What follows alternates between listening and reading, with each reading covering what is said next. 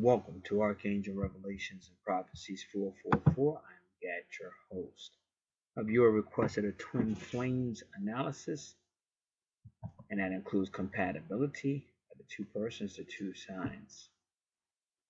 So we'll go right in. Now remember, these reports come with a free report on astrology, the 12 houses, explaining all the signs, showing how they correlate the cards, angel cards, tarot cards, the archangels, some stuff on there, some information about chakra system, and just like I said, tarot information, things of that nature, all the 12 houses, all the signs. Also for Twin Flames, it's got 2 videos on there from DNA Awakening, the stages of twin flame relationship, and I think it's another one about I think they even say Twin Flames drama. But you can look at them. They're both by DNA Awakening because a lot of people don't really understand Twin Flames. So they give a really good explanation of what it is and how to deal with it. Okay, so we're going to go right in. Now, most importantly, you have to know, we're going to come back to the 12th house, but they have a lot going on with that 12th house. Aries is right there. But that's what their ascendant is. So their ascendant will be Aries, but their first house is where you see EP. The ascendant is at 29 degrees. It's in the 12th house, the final house. So they have some endings coming because your final house is about karma and endings and reckoning, looking at those shadow things and looking at things maybe in the past, even past lives. But it's an Aries energy, so it's got a lot of Aries energy there. But it's in this lifetime, it's got to come to its end. And you even go right as soon as you go into your first house, you have Taurus, but that Mars energy is still right there. So that aggression, to be somewhat pushing like a bull and somewhat very aggressive with that Mars energy. And then Aries in the 12th house. So these are things the person will have to look at in this house. Now, when I do degrees, I'm doing it for a reason. In this case, we're going to do degrees because you can already see she's got a lot of Aries, Mars energy she has to come to grips with. And I know that she has a lot of 3 degrees on her chart. So we'll be doing those 3 degrees as well to see what's going on there. And if we see any more reasons to go in, we will. But usually I don't do a lot with degrees. All right. So Taurus is all about, it rules the 2nd house. It's all about finances, value system, and possessions. But Taurus has got to be careful because they like to put values on things. And sometimes they try to put values on people, but we have to treat people like people. We can't say, well, person A does things for me, therefore person A is important to me, person B doesn't do too much for me, so forget them. So that's putting a value system on people. So we want to try to treat people the same way. And then sometimes Taurus means well, but sometimes they can try to push their way on. And it's just human nature. The more you push your way, the more people pull away from you. So to offer help or helpful advice, then you have to know when to let it go. So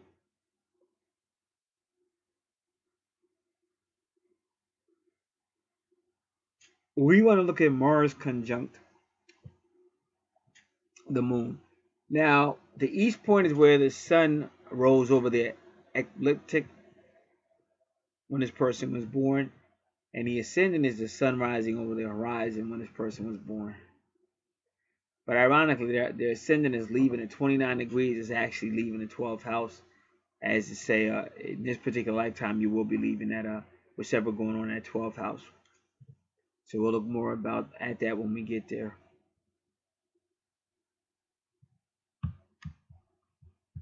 So we're going to look at Mars conjunct the moon.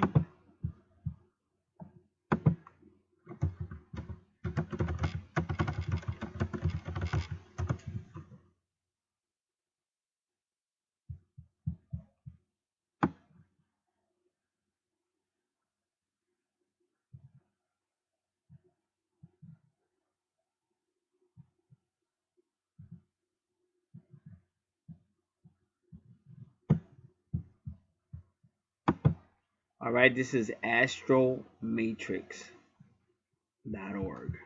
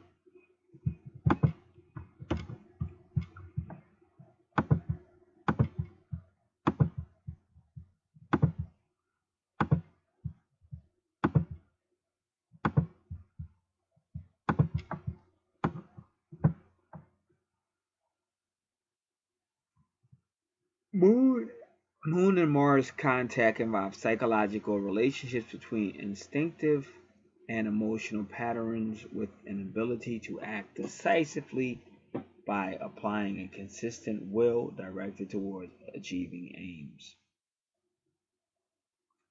This conjunction, Moon conjunct Mars, indicates you have strong emotions and feelings which influence perceptions and decisions. Their intensity may often feel uncomfortable and frightening, especially in the situation of heightened passion or confrontation. You are aware that unleashing these energies often result in displays of temper, emotional outbursts, and anger, and that your sometimes belligerent style of disagreeing with others is actually a form of self-defense. So we see that strong bull, not afraid to fight, and not is going to more or less stand their ground. Being overly sensitive to others' reactions and having emotional anxiety can create a mental state where you imagine that others criticize or plot against you. Before such situations are proven real, you are ready to retaliate.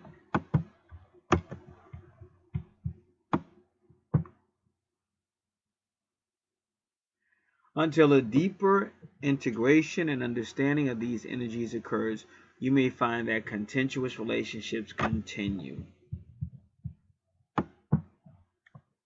And that's why Aries rules the first house. This is where we're at. And that's why you see they're telling you to bring that to an end in this life at 29 degrees. Have to get a grip on the Aries energy.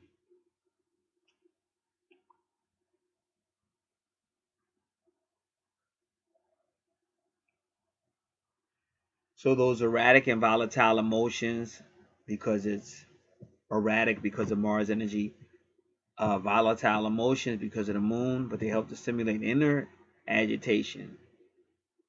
So sometimes you meet people and you just wonder what's wrong with them because they just seem to fly off the handle, but they have a lot of inner things that they're not dealing with. See, that's why it's in the house of the 12th house. Aries is there because it's time to reckon with it and deal with it.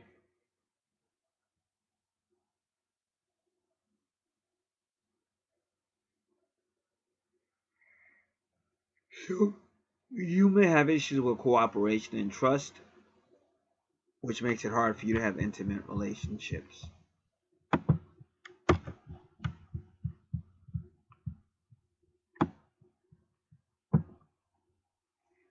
You're attracted to emotional energy, intimacy, but you're also repulsed by it at the same time. And they say you will have an emotional immaturity. Now we can look at that two different ways. Emotional immaturity could be exactly what it said, emotional immaturity, just somebody that's immature. But it could also be somebody that's just not experienced with it. So it could be just lacking experience of having emotional mature relationship with somebody, or it could actually be really emotional immaturity. And they say others might sense that you have a lot of internal stuff going on. You got this rage going on inside you, and they start to pull away from you. But you don't like rejection. That strikes your deepest core. So how to deal with it? They say often you'll just strike out with unkind words because you really don't know how to handle rejection, so you strike out. But what you want to do is you want to find out what's going on, what happened. See, with me, I always look at what happened. I don't just go, oh, it's somebody else's fault. Oh, why did they do this?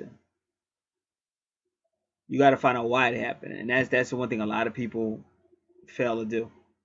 But you want to find out why. It doesn't mean you're saying it's your fault or whose fault, but you're trying to find out why, because that's the only way you can start to get to the bottom of what's going on.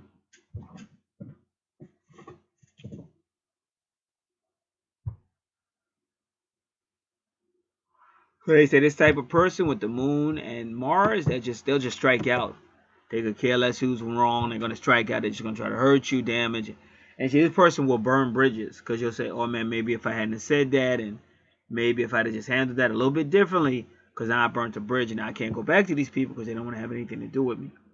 So we want to watch this reacting with Mars energy and emotionally with Moon energy. And they say avoid throwing childish temper tantrums.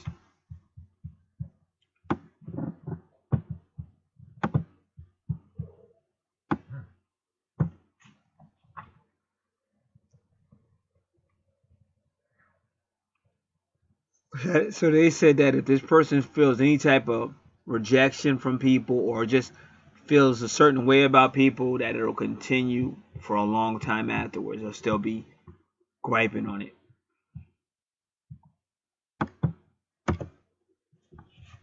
So again, going back to your 12th house, they're telling you you gotta bring that to an end. You have to bring that to an end in this lifetime. We can't retaliate off of Aries energy or emotional Moon Aries energy.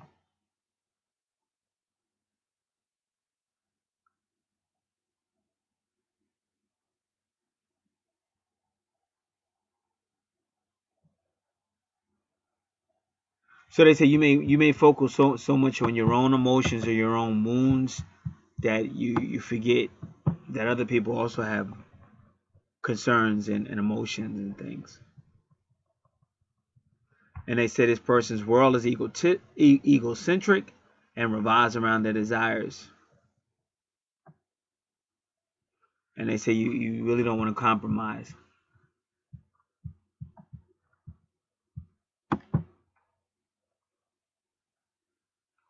And if you don't see other people's needs or sensitivities, that means you're denying reality.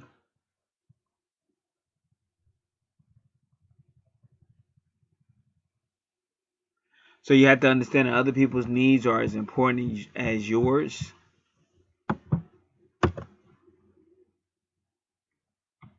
And you have to learn how to just compromise or live and let live.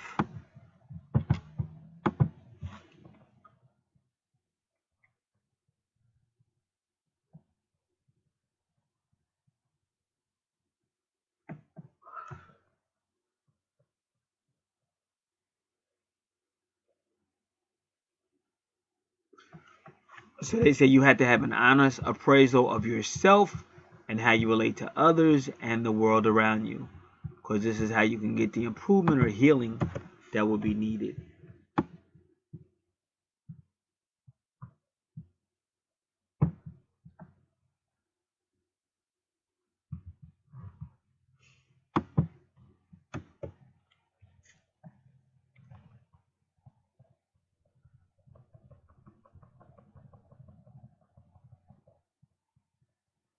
So you have to learn how to put yourself in other people's shoes. That's empathy.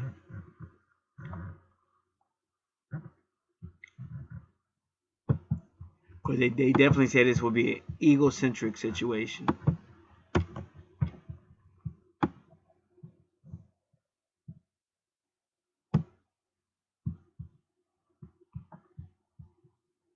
They say Moon conjunct Mars can work successfully together, but inner adjustments must be made.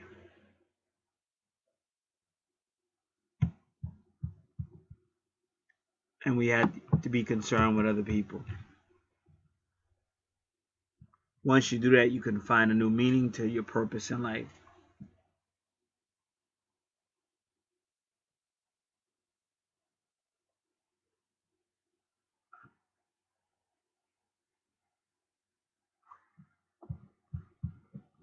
And they say only if you do the things suggested will you have zero transformation.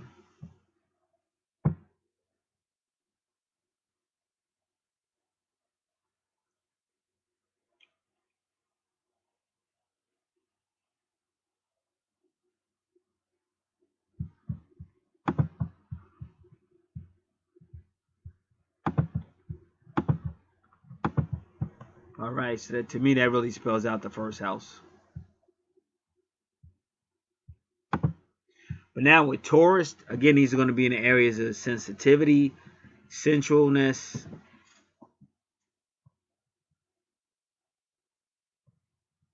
strength, because Taurus is strong. It could be stubbornness, could be power, but it's going to be finances, possessions, your value system.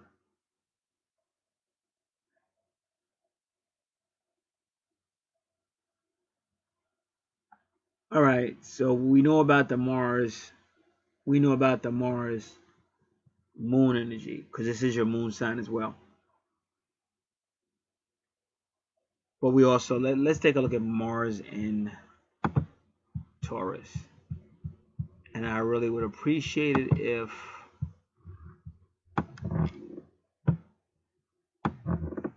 myastrologybook.com answers that.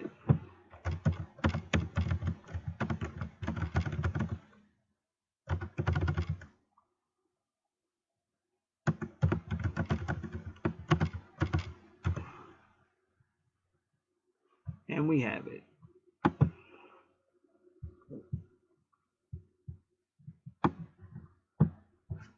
So with Mars in Taurus, you are very earthy and place great value in sex, possessions, and or money. Both your pride and desire to possess things are strong.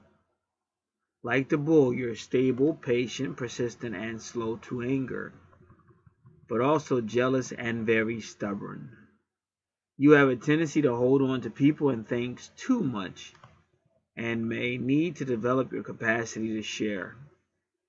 You have a hard time getting started and frustrate your strong ambition through inertia and by not acting when it's necessary. Your sexuality is also passive and highly sensual.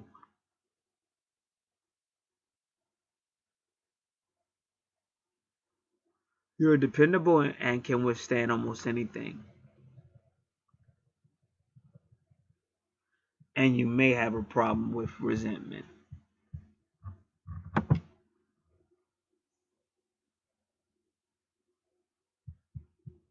All right, give me one moment.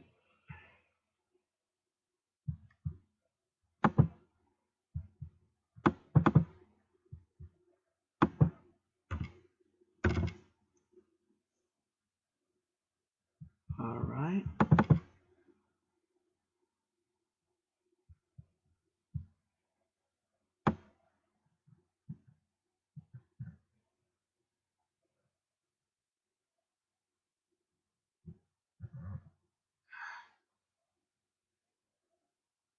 Yeah, so your Mars would be afflicted because it's in Taurus. If Mars is in Taurus, it is afflicted. It's in a planet. It's a planet and a sign contrary to its nature. So your Mars is afflicted, which means you may suffer resentment. So that's a lot of internal stuff you really have to work on. Now we go to your second house, which is ruled by Taurus, and you have Gemini there. Now Gemini rules your third house. This is young children, young child education, the brotherhood, the environment around you, your siblings, creativity, communications, and thought, and multitasking. So now your second house again is about your finances, possessions, and value system. So your finances may at some point in your life be connected to community around you, or even younger ones, or the environment, or even your siblings. And maybe you've created or published some things.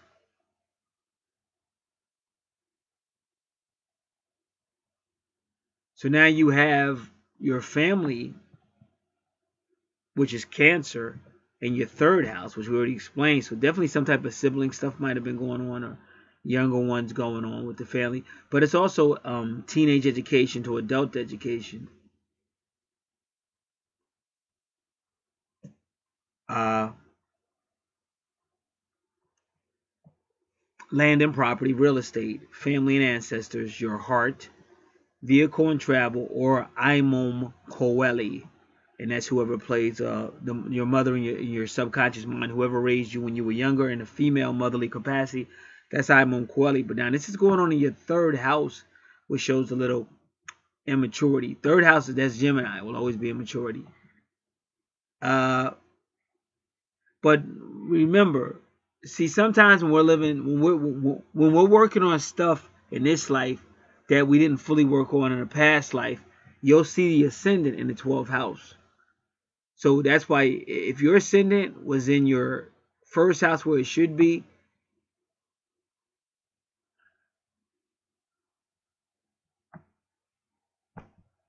because what I'm trying to tell you is that they're doing something with your fourth house family, and they put your fourth house in your third house because your ascendant is there, but it's things you're working on. And that's why I said that number 3 can represent Gemini, but it implies immaturity, because I do a lot of readings, and like my twin's higher self will talk to me through those readings, and she'll try to say that too, like you're number 3, and I have a lot of activity in my third house, but she's like, she's telling me you give up to her easy, because that's what happens with when you see Gemini energy, third house Gemini energy, it is for twin flames, it's over. They're not gonna. They don't want to work through it. It's Gemini's nature. Gemini likes brotherhood. They like to talk. They love their independence, just like Aquarius. Aquarius loves a community, but they want their freedom, and they don't want to go deep. So if you try to take a Gemini or Aquarius deep, especially a Gemini, he's going to back up. He or she is going to back up because they don't want it. They don't want all that drama. So you had something going on with this in the third house. So we're going to look at that. We're going to take a little minute, because whenever you see family, you take your time. And plus, let me just get that degree. Third degree Cancer.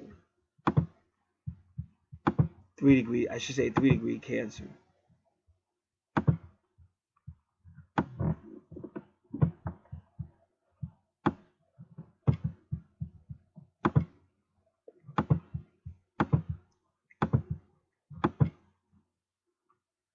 Materialistic, sensual, and generous character. One is attracted to the beauties and dangers of life, passion and impulses. Probably an adulterous relationship may disrupt marital ties. This degree favors a career and indicates that one reaches a powerful position, provided that one keeps sensual instincts under control. That's 3 degrees Cancer.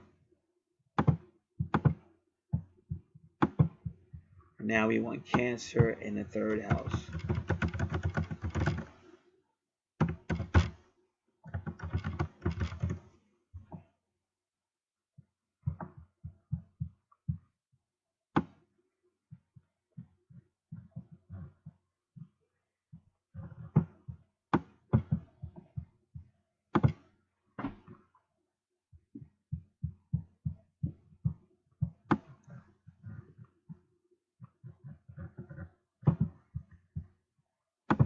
All right, this will be astrologyclub.org.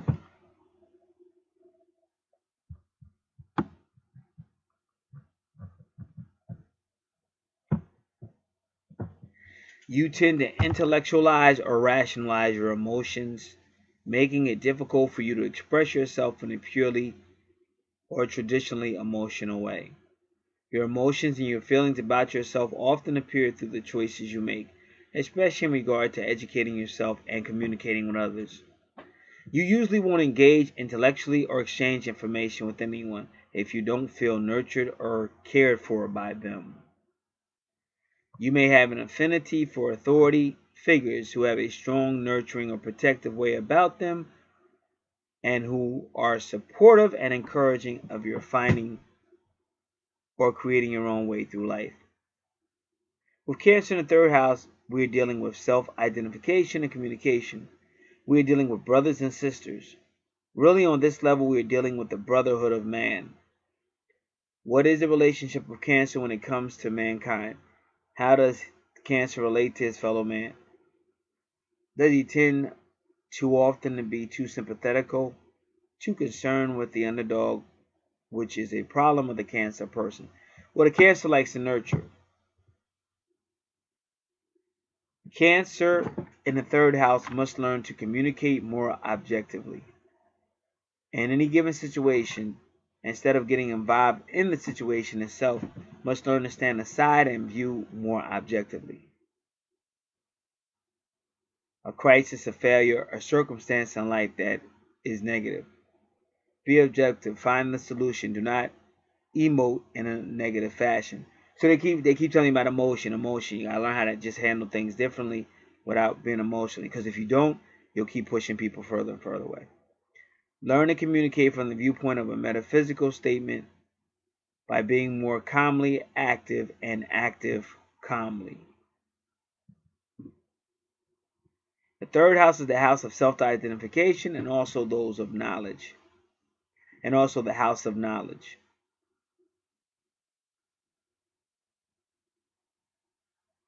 So a Cancer in the third house must be able to communicate knowledge to others, coming out of the darkness of Egypt, in other words.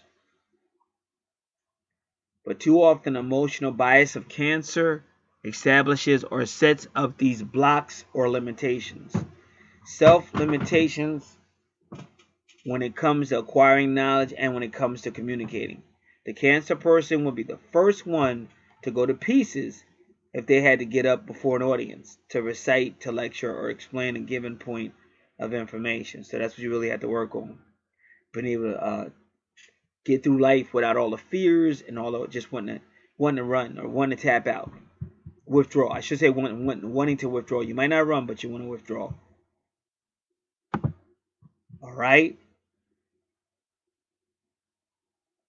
Now, we heard that. Now we want to do Saturn in the third house.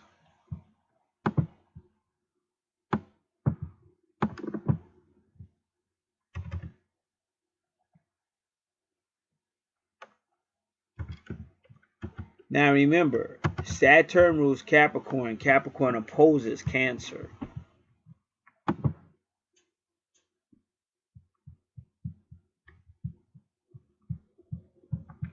All right, give me a moment. I'm going to close some of these browsers.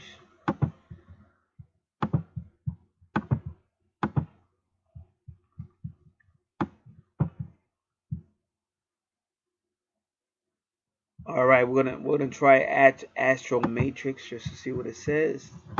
If not, we'll look at some other locations as well.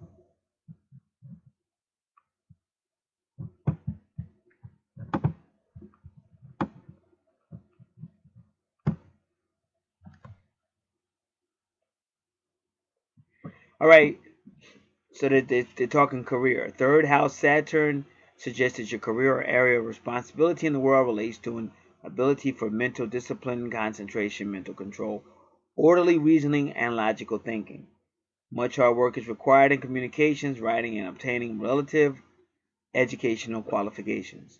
A profession in teaching, administration, accounts, publishing, or some kind of research is likely. There's a need to discipline the mind against needless worry, gloom, restlessness, anxiety, and misgivings. With maturity, a contemplative mind, responsible, thoughtful, and capable of concentration on a series of profound subjects is developed. The technique of clear communication in speaking and writing is of paramount importance.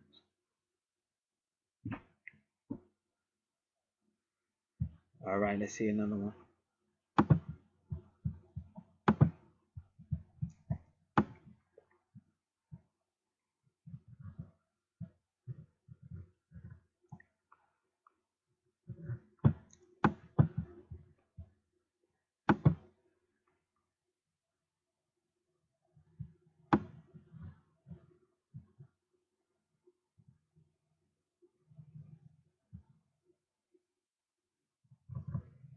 An individual with Saturn in the third house frequently has some form of difficulty with communication.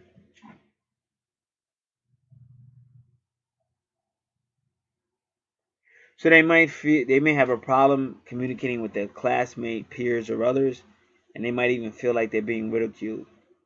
And we learn from the first house that they may also just be overly sensitive. So you may just say something and they may take it the wrong way.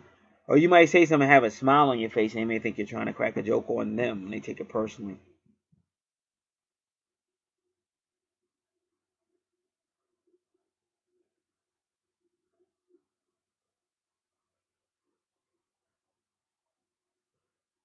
So this person has self-conscious issues.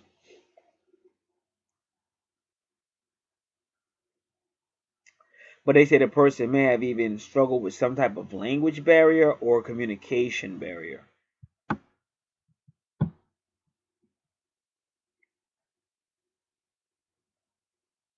So they're not spontaneous when it comes to learning everyday small talk or conversation. And they can be very serious minded because remember, Saturn rules Capricorn. Capricorn can be very serious minded. And these type of people hate any form of superficiality.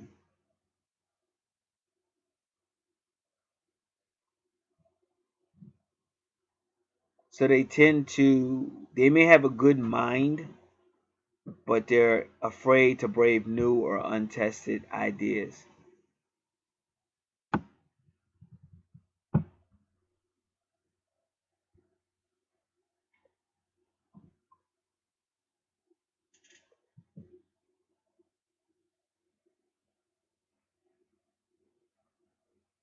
So they're saying their mind might be very analytical though, but it could be the result of a lot of rules that were put on them in the early years of schooling.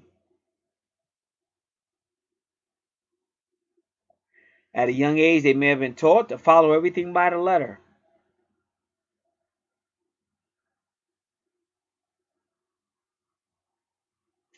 So now they're very cautious.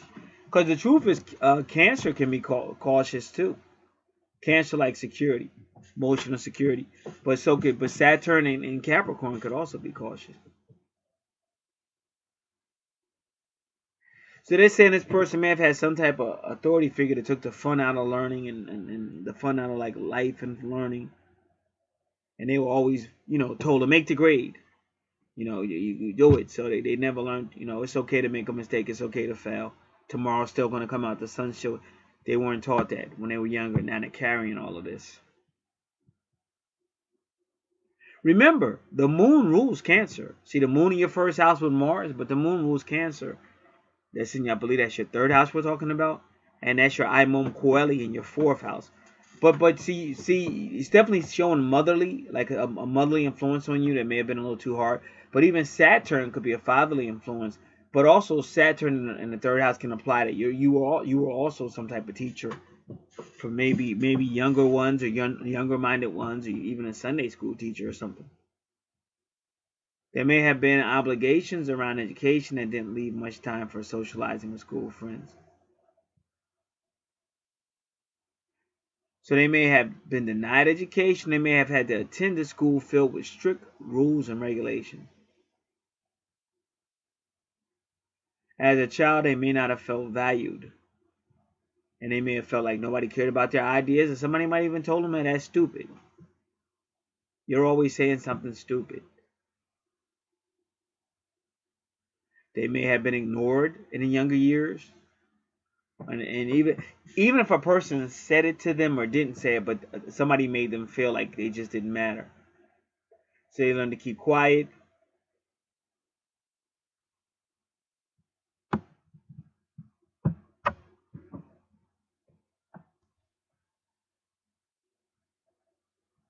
But this person may have a great talent for organizing and structuring.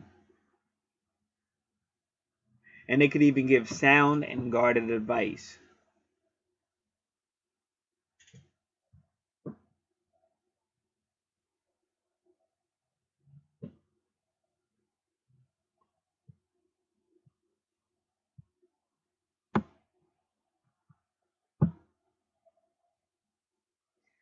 So they may waste a lot of time trying to learn every detail and trying to control the situation, because that's definitely Saturnian. But they have to learn how to breathe and just go forward.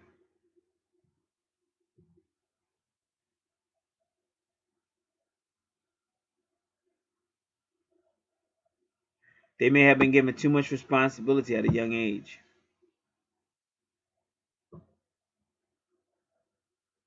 And they say when you see Saturn like that, you may have a delay in transport. Because remember, the third house is about distances, travel, and Saturn is about delays.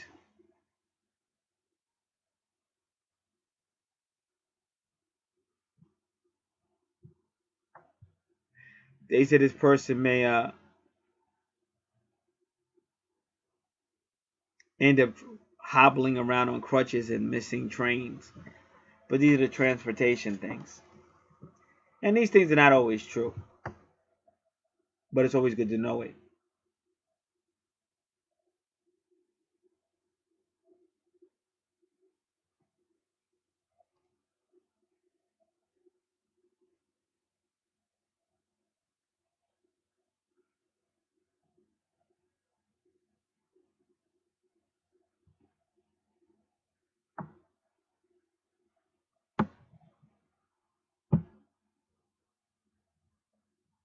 And they say sometimes this displacement could mean stammering, disabilities.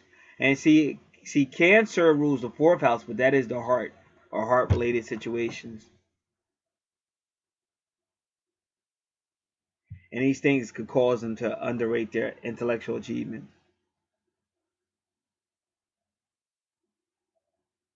It says they often read something in a slow and painstaking manner, and they go over the same ideas over and over again.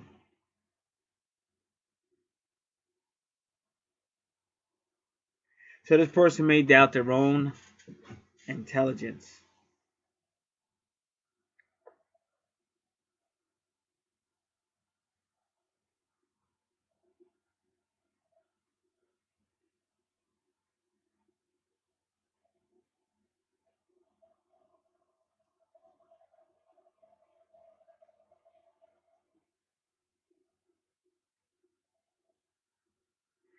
And they say they'll do things just so they don't have to have a conversation with you because they have insecurities within themselves. So they may purposely overtalk just so you'll say this person's over talking me. I'm not going to talk to him, but that's what they wanted.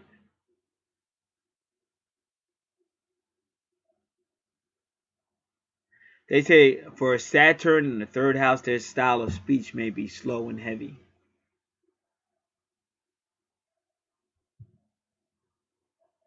And they'll say no to every new learning opportunity.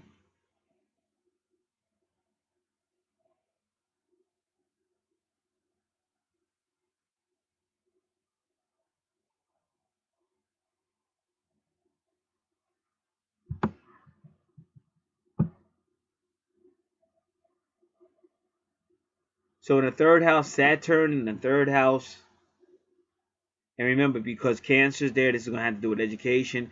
And see, the third house is younger education, but Cancer rules the fourth house, and that's teenage to adult education. So this may go through their educational life. But that person with Saturn in the third house is developing the intellect. Open, and they have to learn how to open up and learn how to articulate with others.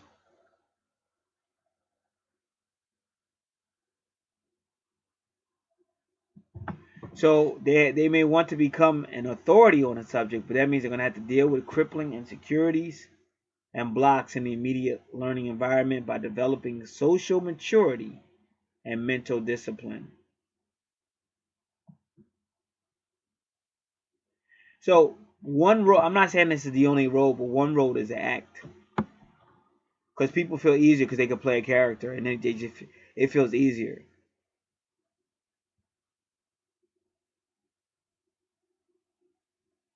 Now I got all this information from the astrologyplacemembership.com, and they have a lot of beautiful pictures here, like very artful pictures.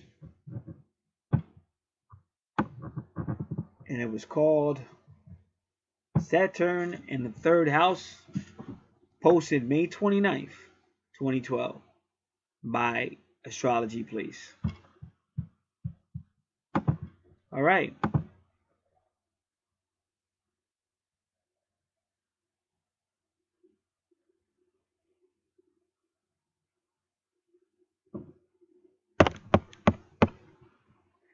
All right, so Leo, now the funny thing is, the fourth house with Leo in the fourth house, usually it's all about fun. Leo, but it could be loyalty, childlike ways, taking risk, traveling. It could be creative. Because the third house ruled by Gemini and the fifth house ruled by Leo are the most creative house. So this maybe have been a creative family, like really creative or something. And so you had that good fortune at 28 degrees, which is interesting.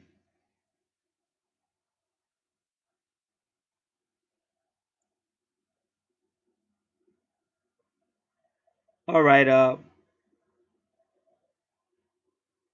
so let's take a look at that.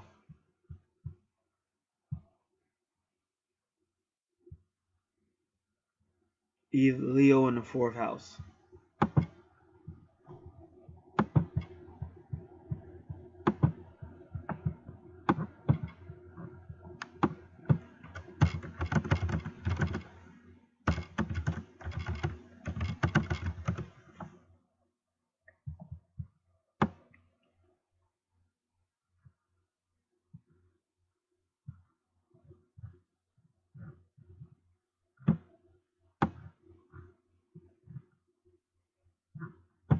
All right, this is astrologyclub.org.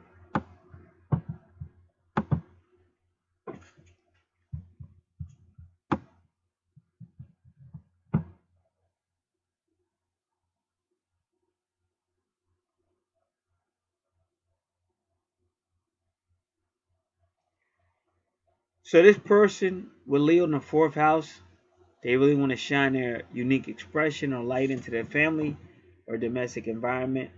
It's important for them to be the center of attention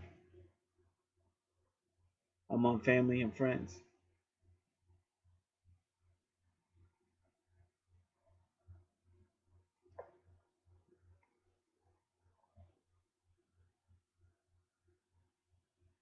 So they say because this person really wants to be in the center, it's hard for other people around them because they also want to be noticed and things like that.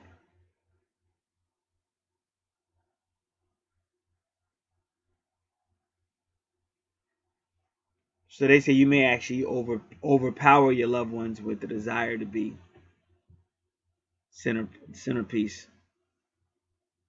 So they say when you're dealing with Leo or Sun energy, you're dealing with the ego.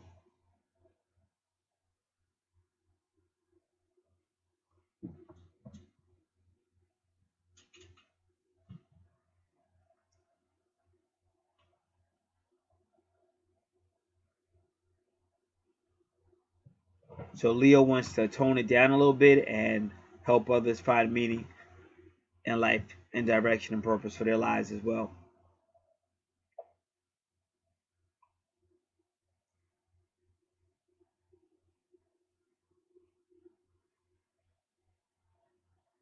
And a Leo has to accept that all people are on their own level of spiral evolution.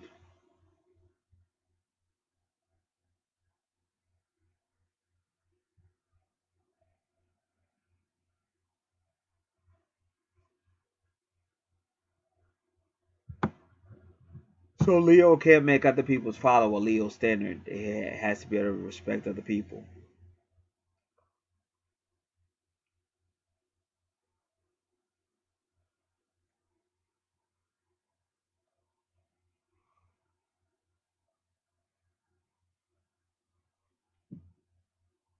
So in the fourth house, Leo must, because that's a water sign. Cancer rules the fourth house. Leo has to learn how to flow with and swim with and flow with, rather than lead or dominate. And also with Leo in the fourth house is all about children, because the fifth house is all about children. Leo rules the fifth house.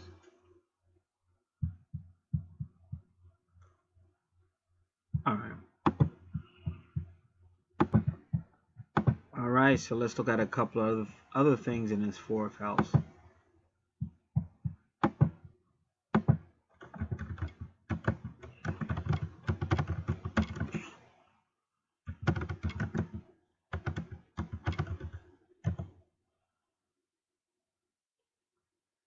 All right, just give me a moment. I'm just looking around a little bit.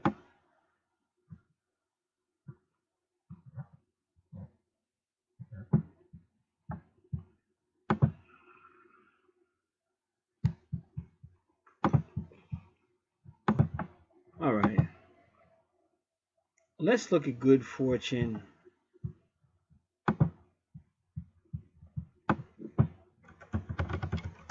It's also called part of fortune, that circle with the X in the middle.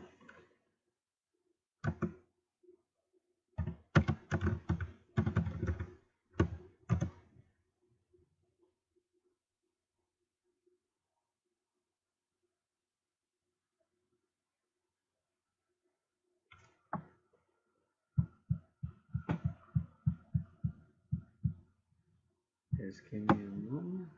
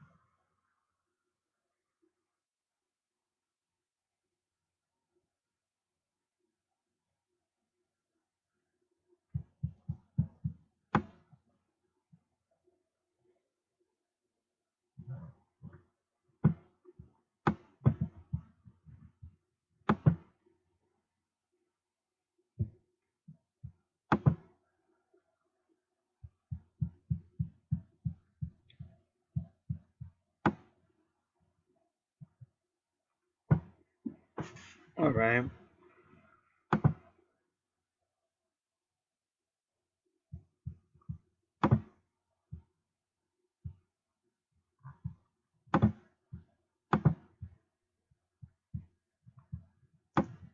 Part of fortune in the fourth house.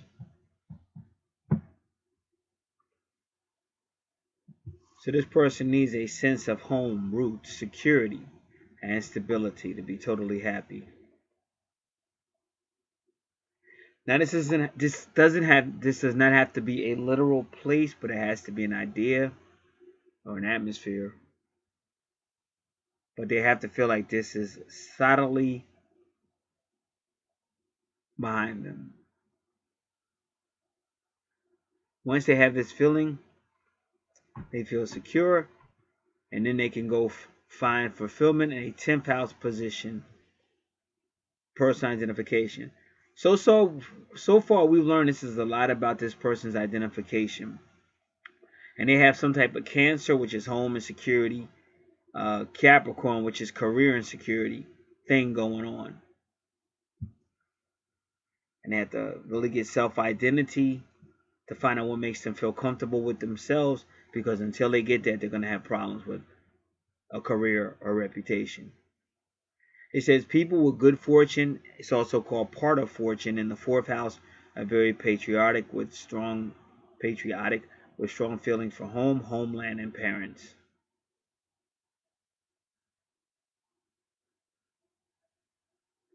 This person will probably be wealthy in the last third of their life.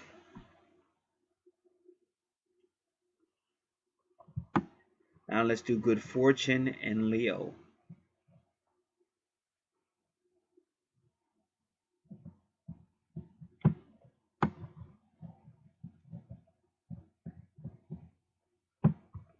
Showy, grand, generous, self-assured.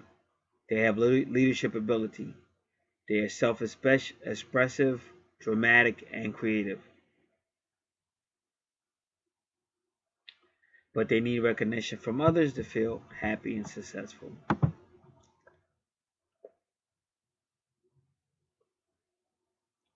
Now, Vesta, asteroid Vesta and Leo.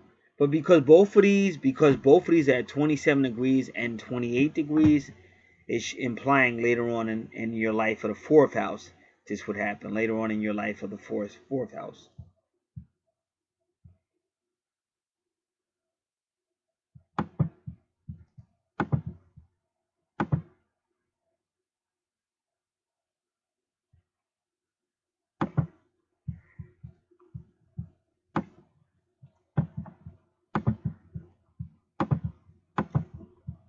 So, Vesta in the fourth house, this placement shows dedication to home and family.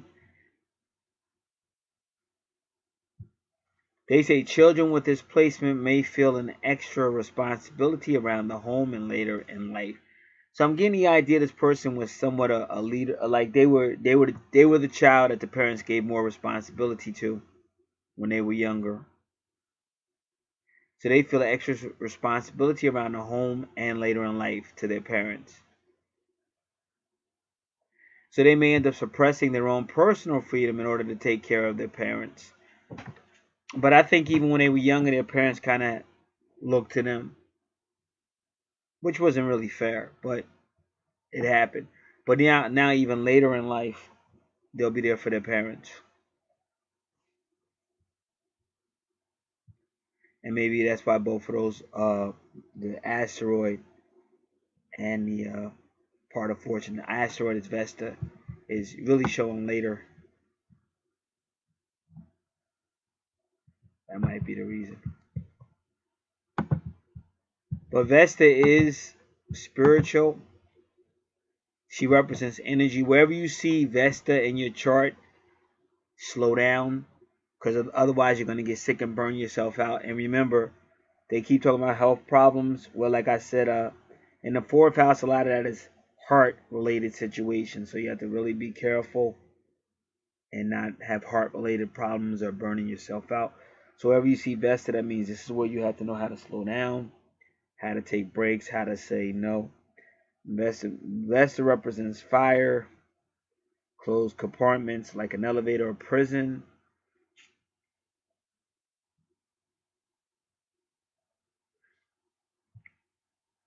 fireplaces, and energy. But again, Vesta is the priestess. She works with Virgo for the home, but she also brings a level of spirituality to a situation.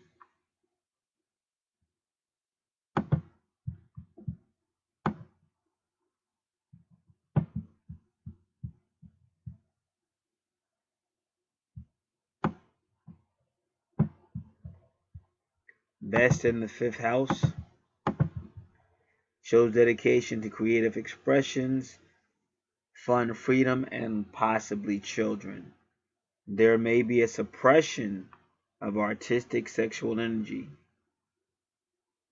An artistic profession is likely and may attract the spotlight.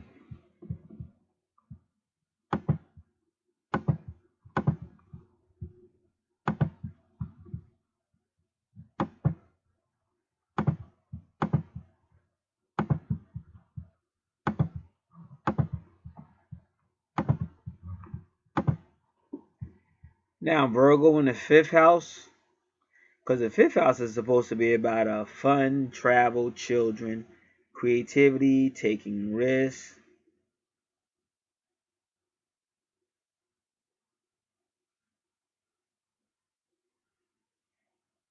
And that's interesting. Her sun sign is Virgo, but it's Virgo in the fifth house. So she still got a lot of Leo, because Leo rules the fifth house.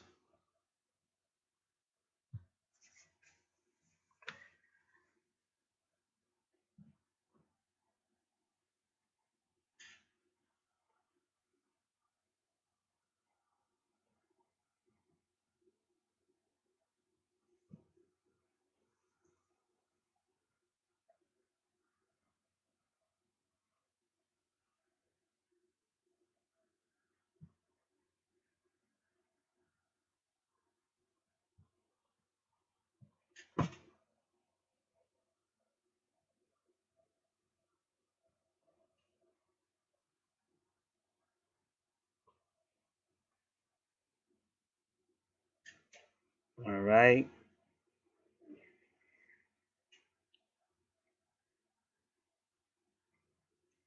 Virgo represents the sixth house, which is a house of health, service, healing,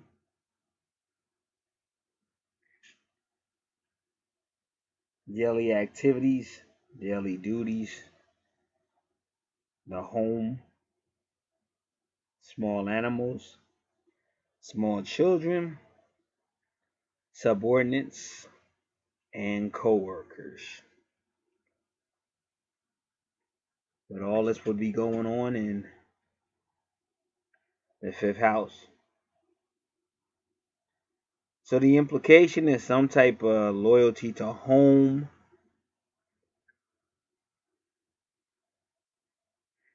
service, or health may interfere with that fun at some point in their life. Now, Virgo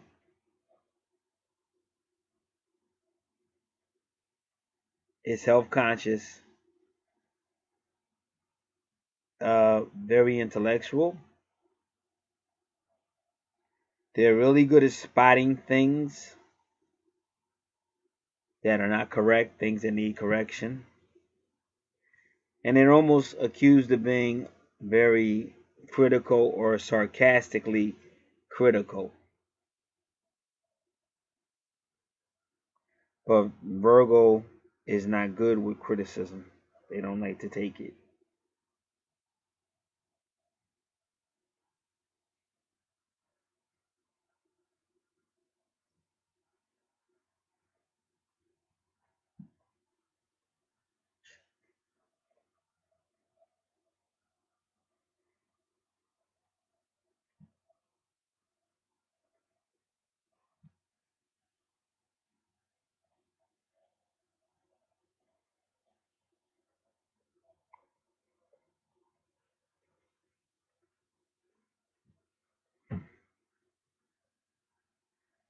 The moon represents the emotions, the feminine aspect, the feminine, what is hidden, and the sun is more the ego. It's more outwardly, but it represents the masculine.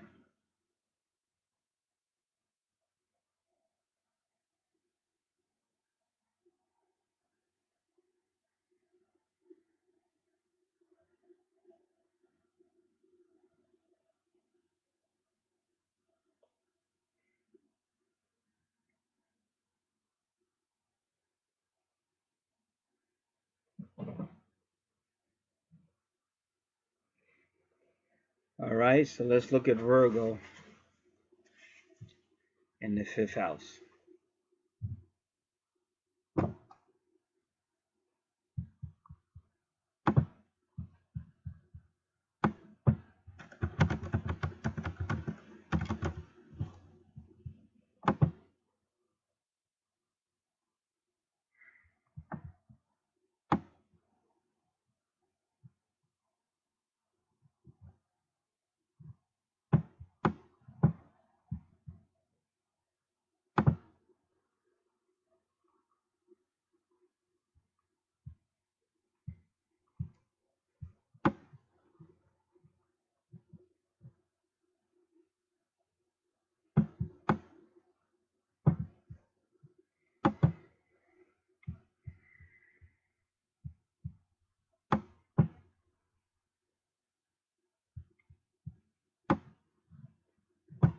You find the most pleasure and joy in your recreational pursuits when you are able to plan them and follow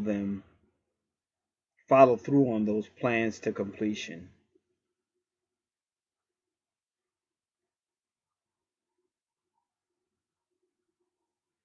Through this placement, many provide structure for your creativity.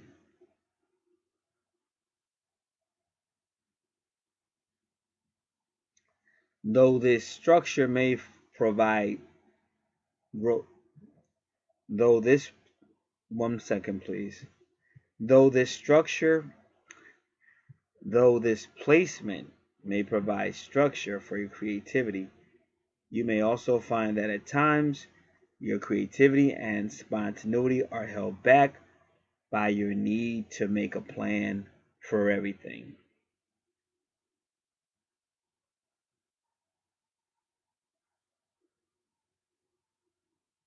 It's important for you to remember that your creative expression cannot always be planned.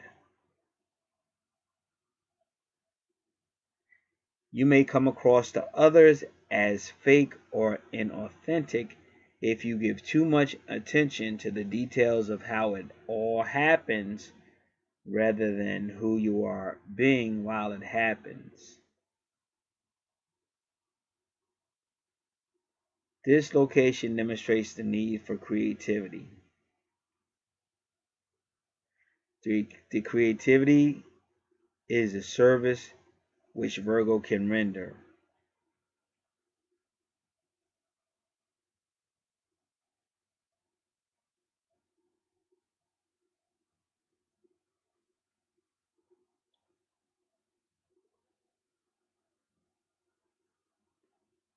By direct reaction to Pisces, because the reason why they're saying that Virgo opposes Pisces, Virgo usually rules the 6th house, and Pisces usually rules the 12th. By direct reaction to Pisces, the Virgo might tend to follow along with the stream of life rather than being a creative individual.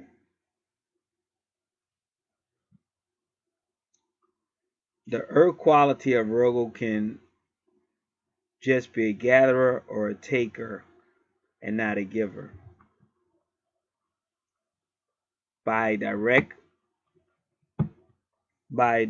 reaction to the 11th house, because the 5th house opposes the 11th house.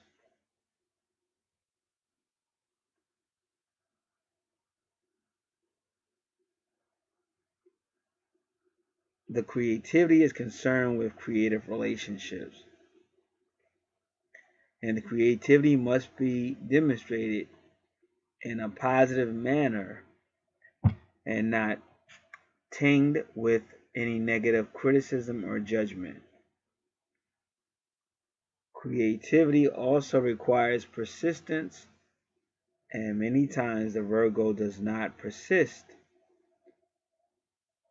to achieve a truly constructive end.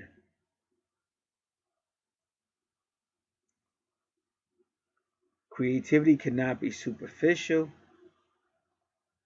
If it is approached in a superficial manner, the effort will soon be found by others to be lacking and shallow.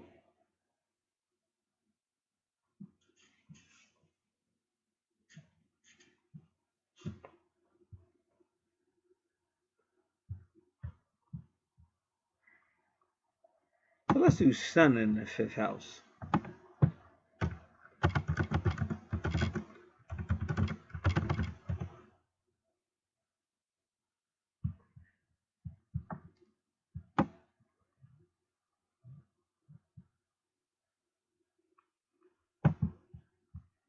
This is the astrologyplacemembership.com.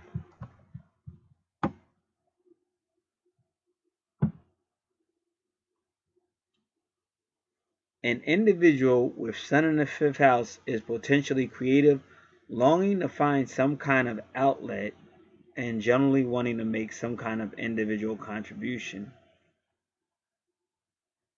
Typically, there is pride in their creative achievements and a powerful drive towards self-expression. So believe it or not, I really think their 6th house, I really think their 5th house is probably one of the stronger houses that we read so far, because this person is going to come up with a unique way to be creative.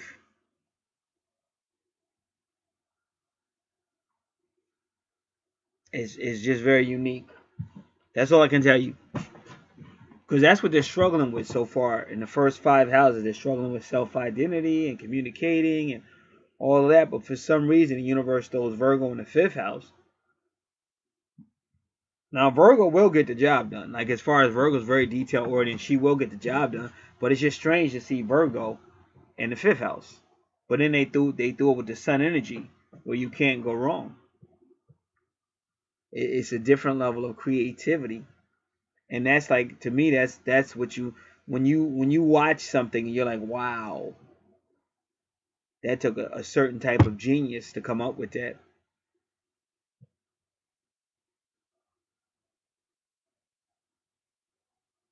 Because it's almost like a detail oriented. Like a video I just happened to watch recently was that video by whatever his name is. He was on Saturday Night Live, but I think he was a comedian before that. Glover about America. It's a new video. This guy was just on Saturday Night Live recently, but that video was extremely creative, but also very detail oriented, and that's what she has in her 5th house. They say, but this type of person wants to play the lead rather than follow others. But see, the good news is with Virgo and the 5th house, even if she sits in the background, she would still get all the credit. But she may not be ready to play the lead just yet.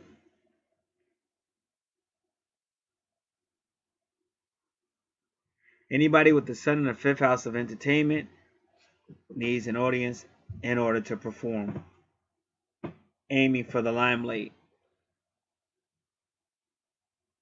and will not be satisfied with a career that only earns material rewards and does not give away revenue to shine. So like I said, she may do that. She may shine at first, but I kind of get the idea she wouldn't.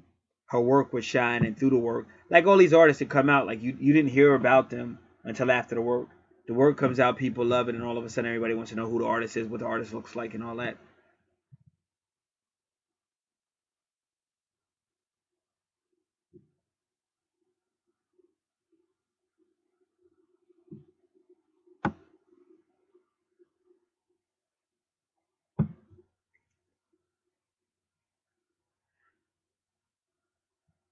They said this person will be a child at heart. The 5th house signifies the joy of expressing our inner child. See, again, like Michael Jackson, because he didn't have a childhood, because of kind of almost, I'm not saying the same thing, but almost like a parent of somebody stagnating a child, but now he gets a chance to be a child again through his music and stuff like that.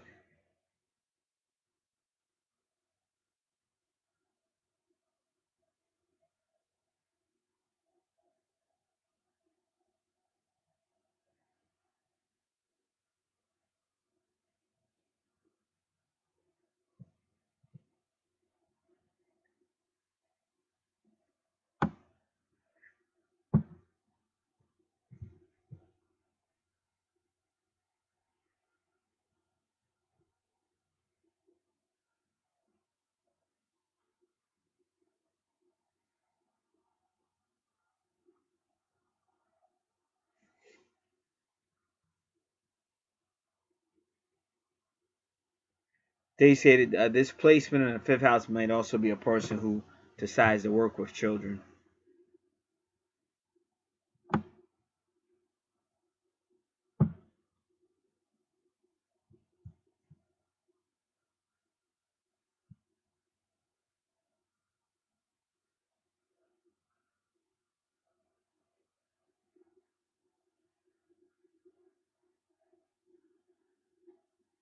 So they may do that. They may, because Michael did the same thing. He was still trying to live his childhood with children.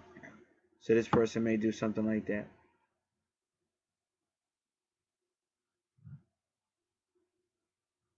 Okay, that was astrologymembership.com. Once again, they have great artwork on their website. It's called Sun in the 5th House.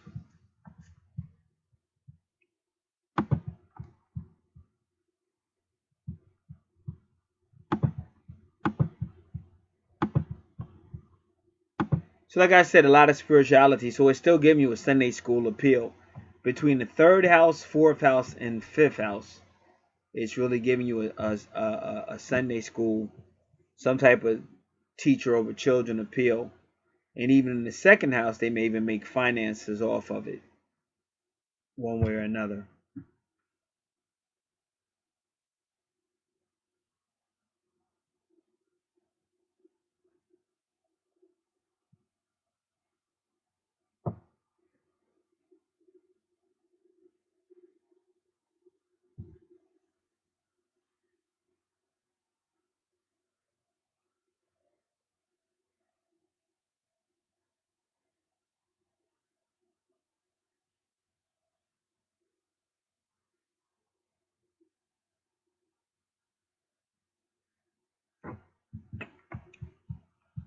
Libra in the 6th house.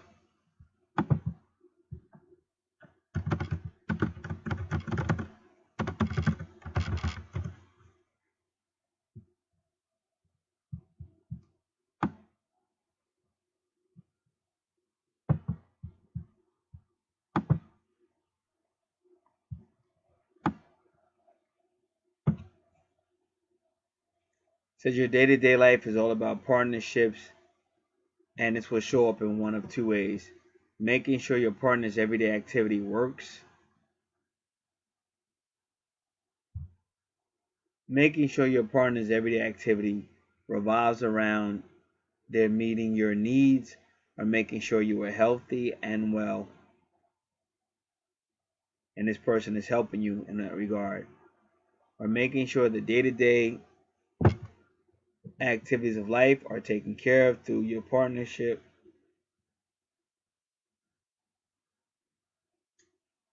Meaning that you got everything done with your partner. You equally share the responsibility that needs to be met to have your everyday life work smoothly and simply. With this placement, it's not uncommon for you to work with your partner, for the two of you to be co-workers, or for you to share a business or service project of some sort.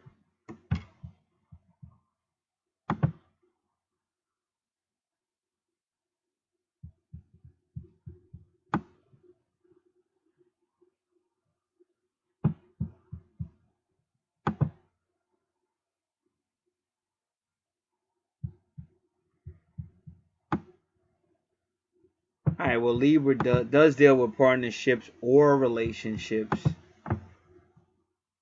open enemies, contracts, and agreements. Because remember, the 6th house is a house about service.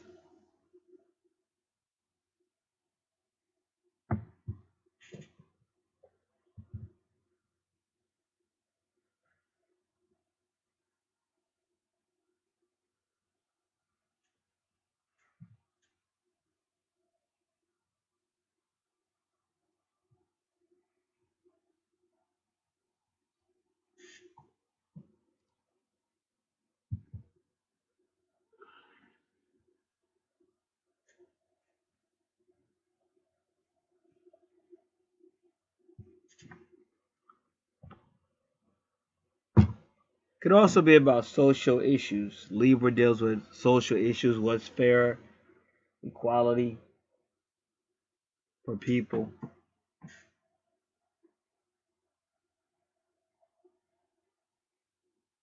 So let's do Pluto.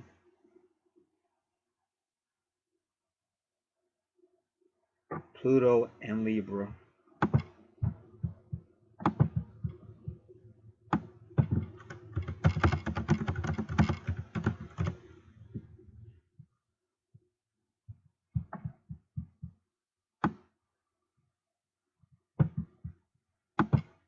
This is myastrologybook.com.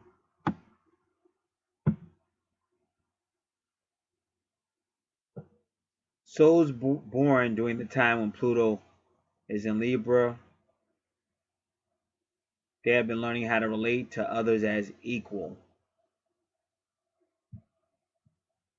By listening to how reality exists for another person, one becomes able to give that individual what he or she truly needs.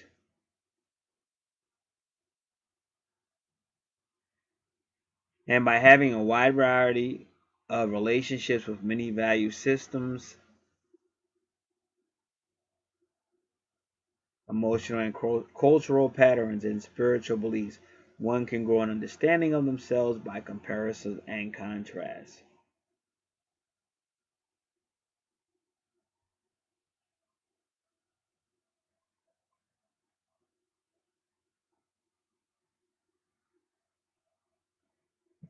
You find that change and inner growth often come through intense partnerships with both friends and lovers, with a need to examine your conscious motivations and aspects of relating. You may have a new and potentially revolutionary idea about law and justice. So again, basically, see, your Libra in the 6th house is more about you relating to others, not necessarily. It could be a relationship, but not necessarily a relationship. It's social, relating to others, and Pluto's going to help you do that. And they put Mercury there so you'll communicate, because they're saying you have a problem with communication. See, the 6th house is ruled by Virgo. It's all about healing. And then the reason why they put Uranus there, because Uranus does the unexpected, basically. And Uranus rules Aquarius, which is where you're and that's your 10th house. Yep. Your 10th house is Aquarius. And see, both of these, the 6th house deals with daily activities, which can relate to work, but not always. But the 10th house definitely relates to your career, your job. So that's what you got going on here, basically. Because I told you, you have to end it. And see, your 7th, Aries really should be in your 1st house. And if it was, it would be opposition to your 7th house, relationships, Libra. But your Aries is in your 11th house, which makes it an opposition to your 6th house, which is Virgo. So what they're trying to do is heal you. Like I told you when we first began, they're trying their best to heal you. So you have something that happened with a heal that won't. Chiron is something that won't heal. And it has a lot to do with your 12th house, and we'll find out more when we get there. But they're trying their best to heal you in this lifetime so you won't have that communication problem. So you'll be able to communicate with other people, and if you were in a relationship.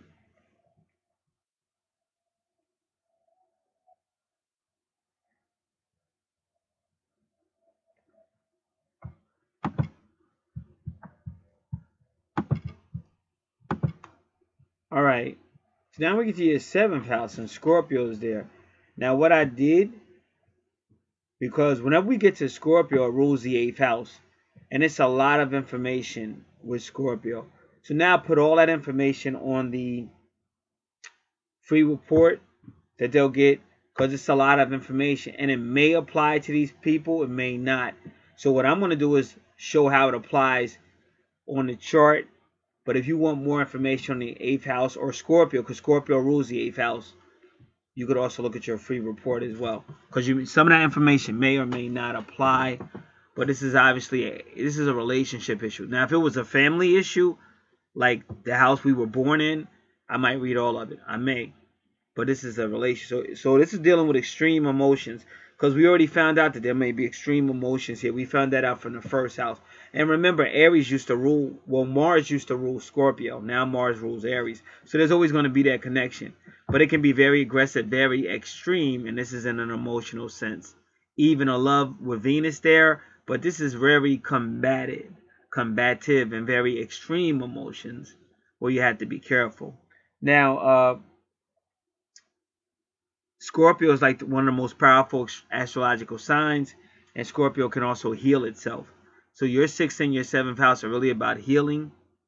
And Scorpio also has very good psychic abilities to know things they shouldn't know and things like that. But Scorpio can also accuse people of things they didn't do, can be very suspicious, very mysterious, very, very powerful, very sexual. So all this is going on really in the 7th house with Scorpio there. But it's an attempt to heal that energy so it's not so intense, so aggressive. And even though this person is psychic, Pallas will help them see patterns as well. So the 7th house is all about relationships, partnerships, enemies, law, agreements, social issues. And it's ruled by Scorpio. So you have to just be very careful with those areas.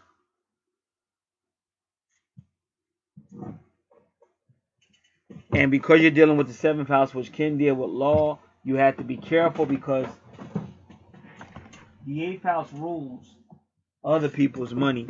So for some reason, other people's money is in your seventh house, which is partner. So you just have to be careful because you won't want you and your partnership to get involved with anything illegal with other people's money, because this is the house of law, the seventh house.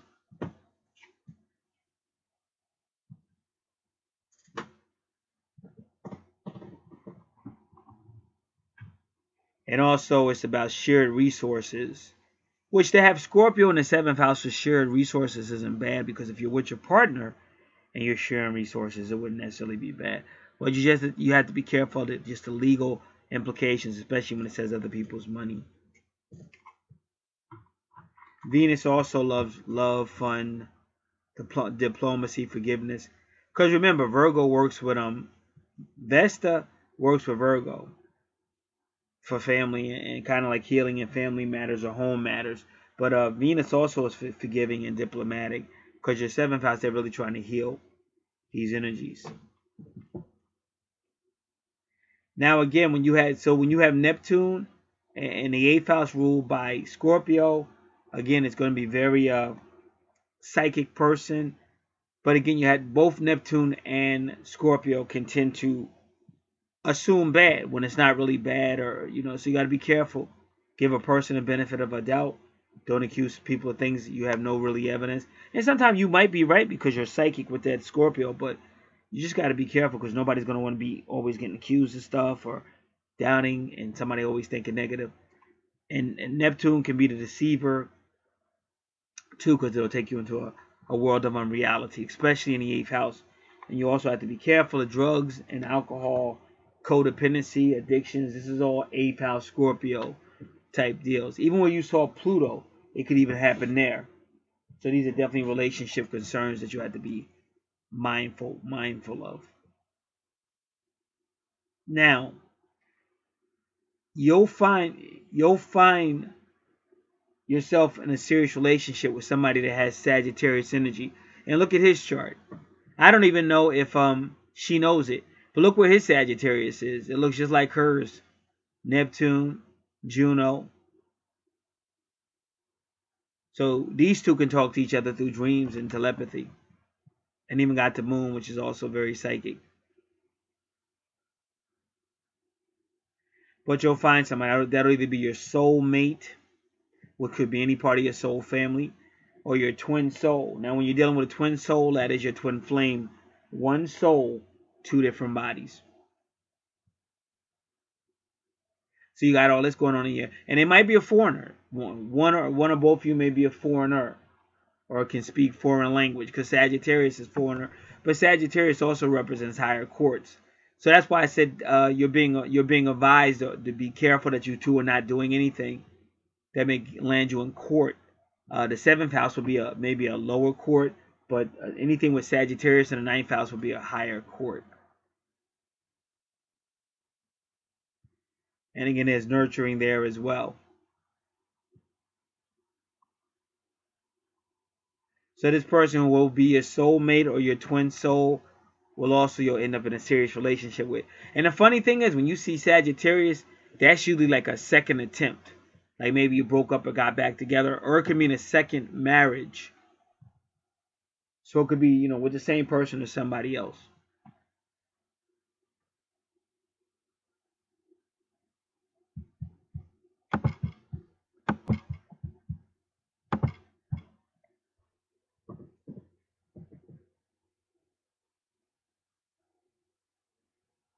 All right. So then that's the eighth house. And again, a lot of stuff is in the eighth house. Mostly supernatural stuff, occult stuff, but higher stuff. Higher sciences, astrology, psychics, tarot cards, angel cards. All that's there, but it's on your free report as well. Because like I said, some of that stuff applies to some people, some of it doesn't. So that's why I said to sit there and read the whole thing constantly. It may not even apply to the person. So it's best to put it on the report. Now your ninth house, again, see, now this is your Capricorn energy. But it's also your true north node, which is your purpose in life. But this is career. This is career and reputation, but it's ninth house. And see, ninth house can be travel, foreign travel, long distance, but it could also be culture, higher arts and culture, philosophy, foreign language, religion, higher courts, higher laws. But that's your true north node, which means this is some type of career thing for you. But again, still looking at that teacher, that teacher. And we can't get by it because they just keep hitting you with the 3 degrees. So let's hit 3 degrees Libra and 3 degrees Capricorn just to see what they say.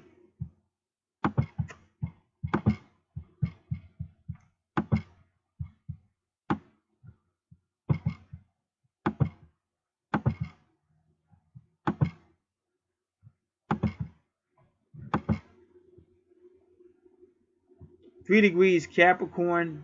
Let me look at this again.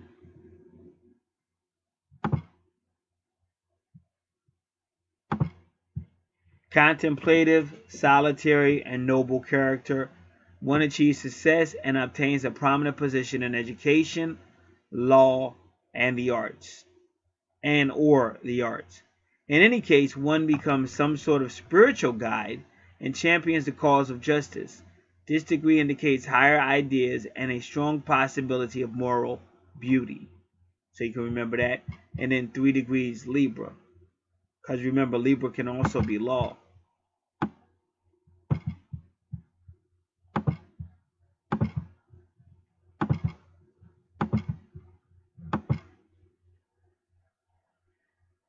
Methodical, affable, and obliging character.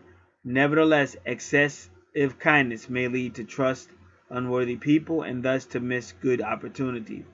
One is urged to identify past mistakes, learn from them, and start afresh on more suitable basis. Otherwise, life is bound to be precarious and fraught with ordeals and hardships. And that's where your Libra was in your 6th house. And Pluto can also mean wherever you see Scorpio or Pluto, that can also be a soul mate or your twin soul, because Scorpio rules the 8th house. So like I said, it could be going up and down with this person, but it appears it may get better. But it's maturity on your part, because that was one of the first things they said in the beginning, maturity. Because see, that Aries energy is a lot like that Scorpio energy. And that's how my twin is. Want to fight all the time. Very just out there. Just want to be just out there, crazy. Want to be mad at you. You don't even know why they're mad. And they're cheating on you. And you don't even know why they're cheating on you. Just crazy stuff. That's all that Aries Scorpio energy. So you gotta grow up to get past that. Gotta get more into the Sagittarius energy. A little bit more mature.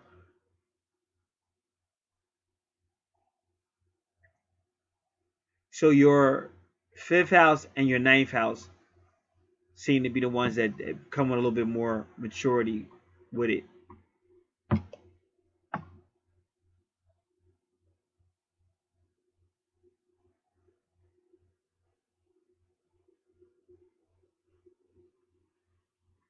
All right, we'll do this. We'll do Lilith in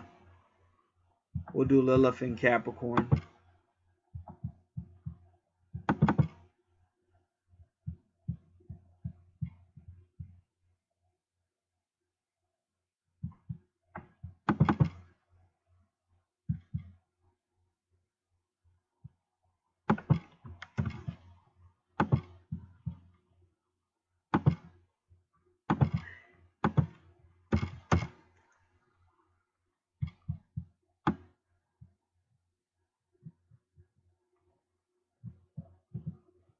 All right, just give me a second, because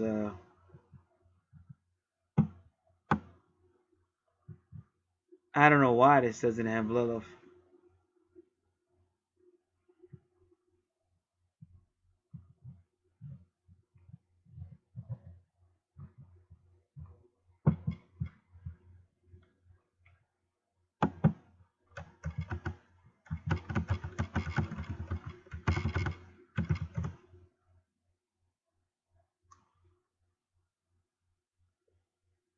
All right, just give me a second.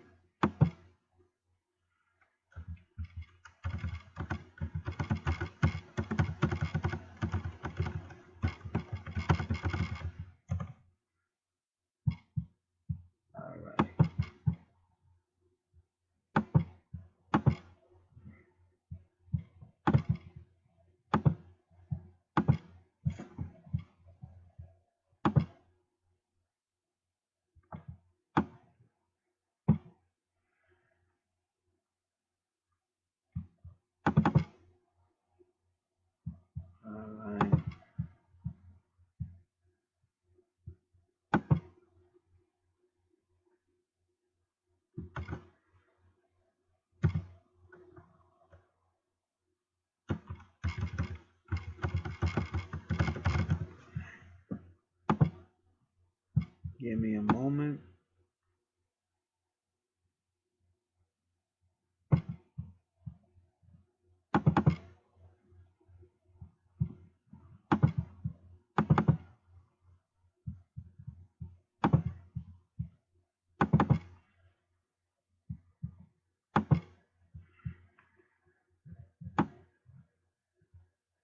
Lilith and Capricorn.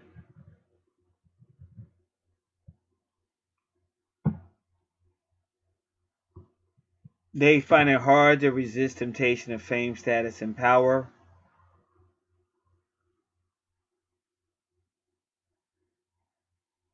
You might have problems in partnerships.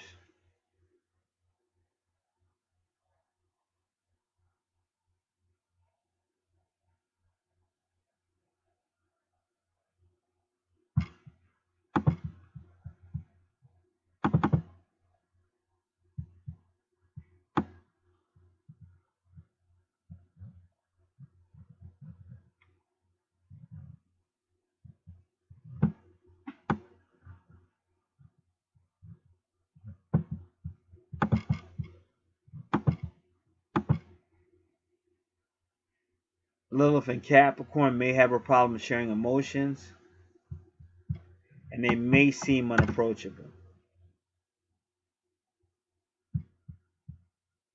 So they're scared to open up emotionally, which we already learned. But how they open up emotionally is through achievement.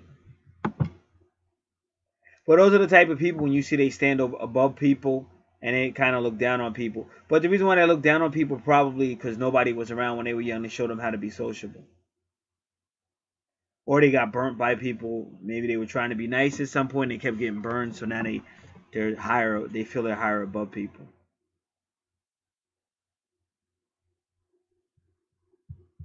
But this person will still have a problem with control. To try to control everything.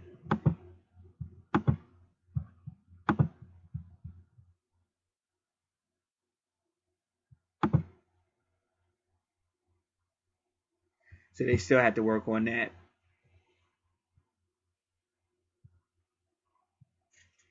But when you see this, and it's a true north node, it looks like a horseshoe, and that should be aura. Every true north node should have an aura. If your true north node, that little horseshoe that doesn't have an aura, then that means you probably have difficulty in that house.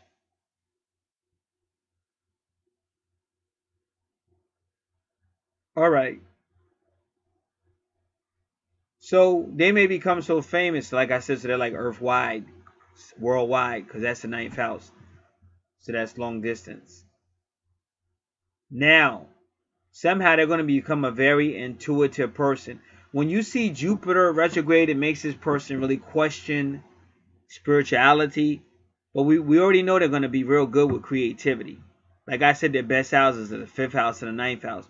So this person, whatever they went through when they were younger or whatever they went through in past lives, how they're going to pay in this life is being very creative. And their creativity may make them very famous, like rich and famous.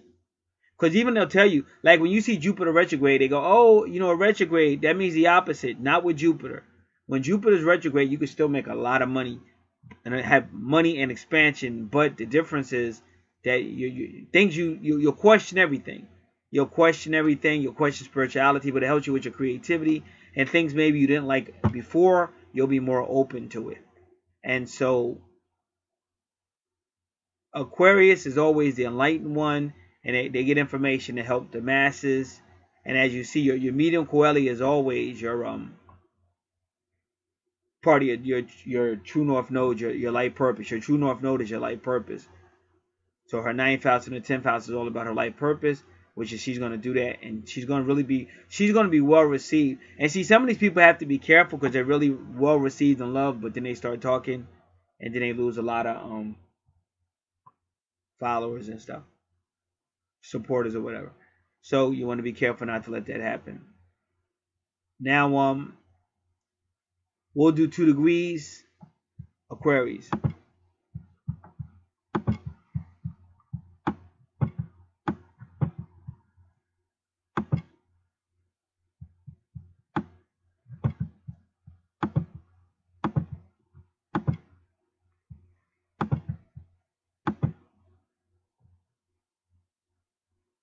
determined, resilient, and generous character. They said a reversal of fortune might bring about sufferings, separations, and poverty. With great fortitude and the solace offered by devoted friends, one pulls oneself together and successfully rebuilds a life of happiness and prosperity. So you might suffer a reversal of fortunes. Now you gotta remember, Jupiter rules Sagittarius, and Sagittarius is a sign of your soulmate or twin soul. So again, just have to be careful because you may have a lot of problems with that person that costs you.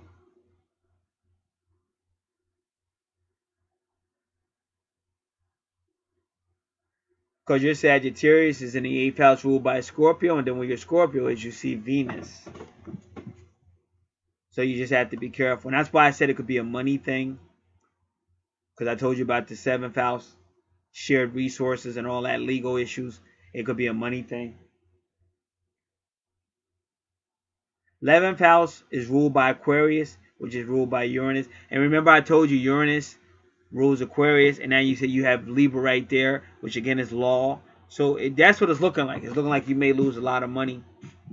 That's why I be telling people, no disrespect to nobody, but you know, get contracts.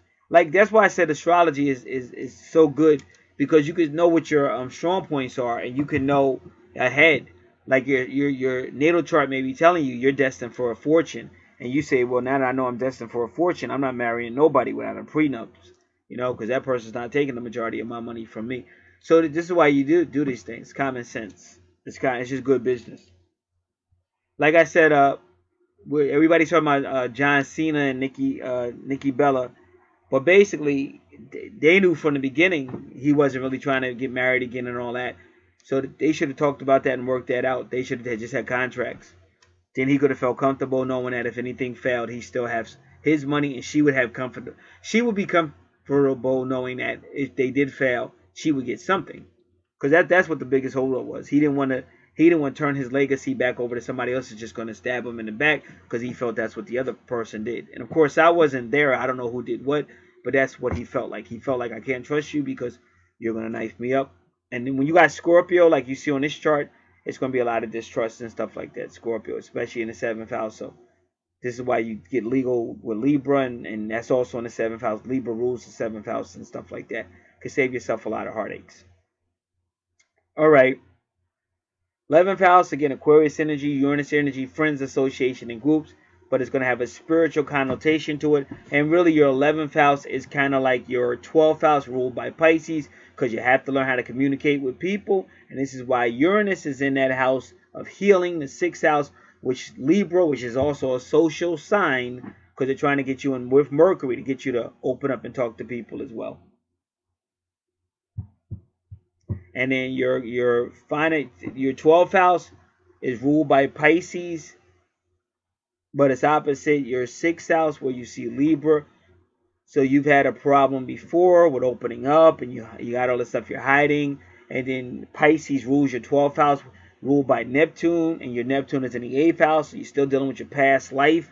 You're dealing with a whole lot of soul matters, a lot of dreams, a lot of subconscious matters, shadow sides, shadow personalities. And you're supposed to bring all of this out, and also learning how to control your Aries energy, so you don't aggressively jump into situations that we found out, like in your 1st house, ready to duke up and defend yourself and overreacting and closing up, and you got to deal with all that. So that this is something you have to find a way to do.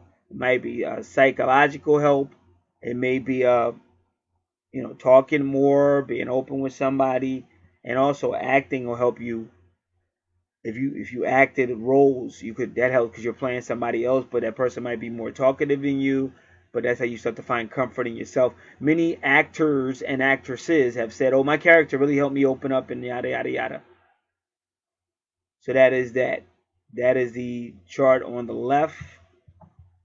Now, remember, we've covered all the signs, we've covered all the houses and what they mean. So when we get to the chart on the left, it's just a matter of going in. Now, ironically, his 12th house You see the number 12, but it became the first house because it has the EP and the AC there. So the 12th house is always dealing with endings, and the ascendant, which is now in the first house, is dealing with beginnings. So he, like you, has some things that he has to still deal with. And as you see, he also has, wow.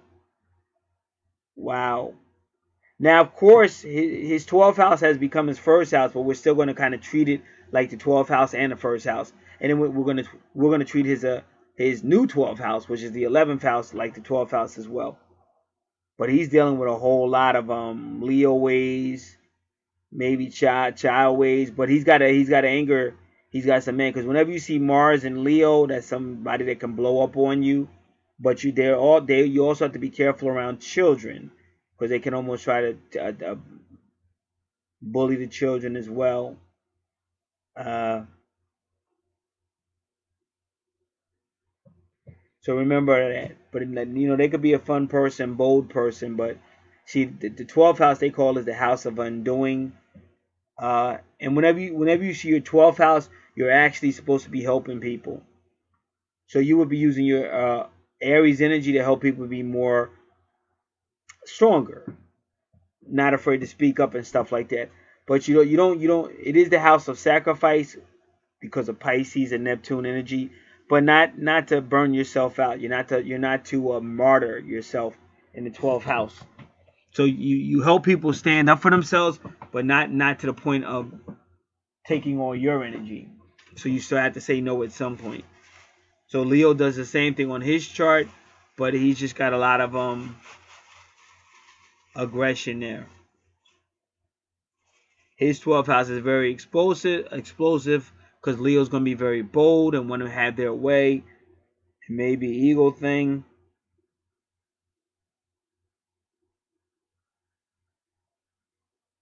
And then Mars ain't really going to want to back down either.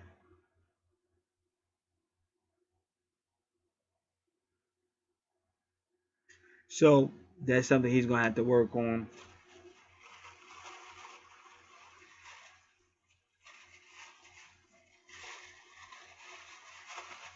And again, his ascendant, where the sun went over the horizon when he was born, that's the ascendant. EP, East Point, is where the sun went over the epileptic when he was born. Epileptic when he was born. All right, let's try this. Let's try Saturn conjunct Mars.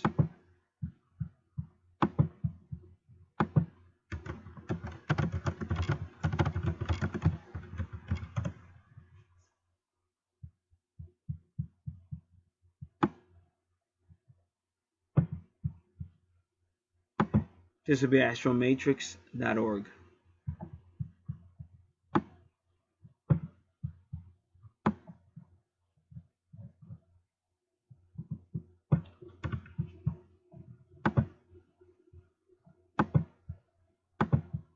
Saturn conjunct Mars or Mars conjunct Saturn.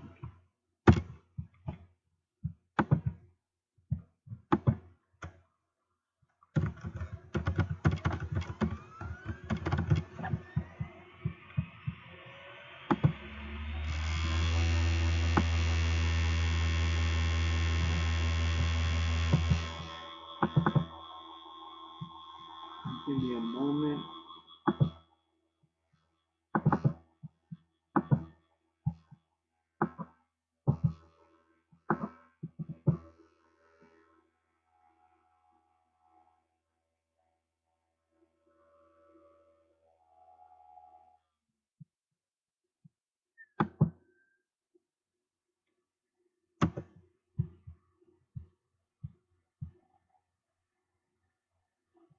So they said a conjunction is going to cause transformation.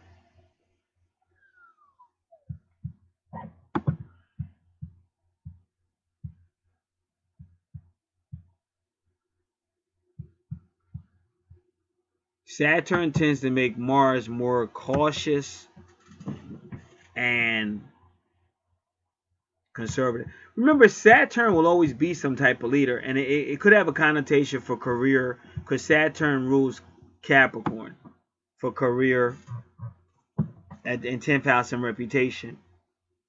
So to me, if you see Saturn in Leo, this is a he's trying to lay the law down, and he's not going to be afraid to use Mars to do it. He's not afraid to bully you. He's not afraid to really get up in your face, maybe punch you in the face. And that's why I say got to be careful with people like that around children, because your kid might, some people are just crazy. They'll think the kid didn't even do anything, and they'll say, oh, you did this and I'm sick of this, and they going upside the kid's head, but the kid didn't even do it. The dude's just a nut job. So we have to be careful, because that aggression is just there.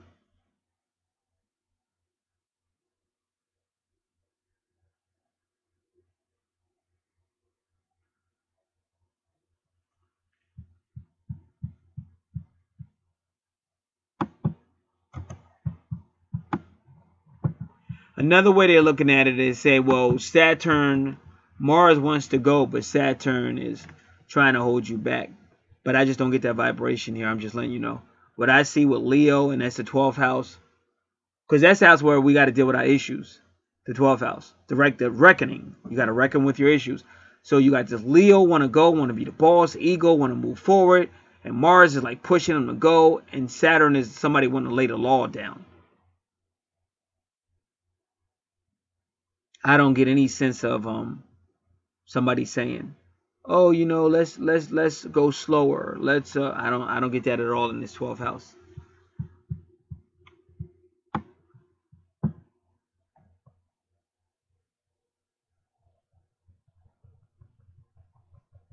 So they're saying you try too hard to force these things, and that's what I'm saying.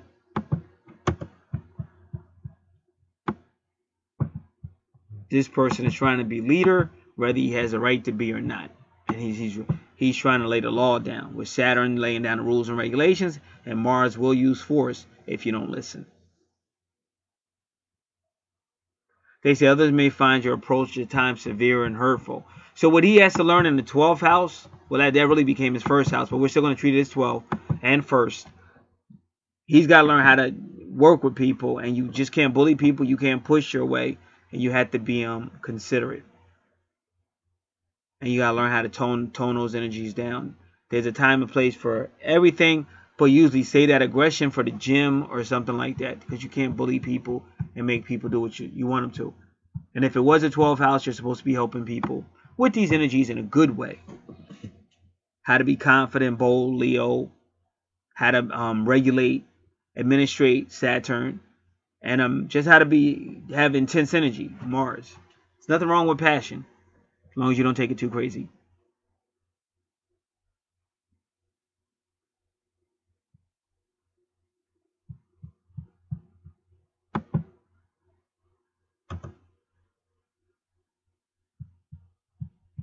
So they're saying if you use your Saturn energy correctly, it can inhibit your Mars energy.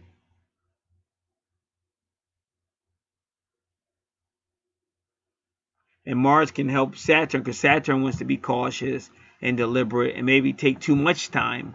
So Mars can help Saturn speed it up a little bit. So you just got to notice what the energy is and how to use the energy. Again, this is why you want to have your natal charts and your energy, because there's no way you can understand this without seeing it.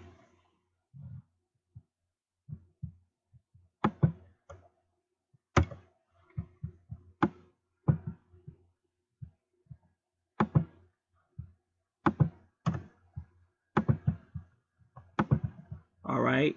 But that's his first house now, so that's how he would be perceived.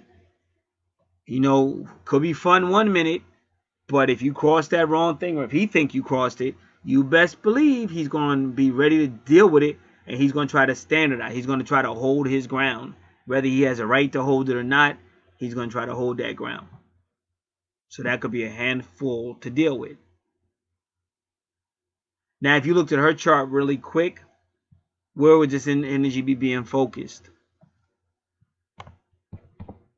In her 4th house, because of Saturn or Leo. Well, in her third and 4th house, especially because of Cancer and Leo and Saturn.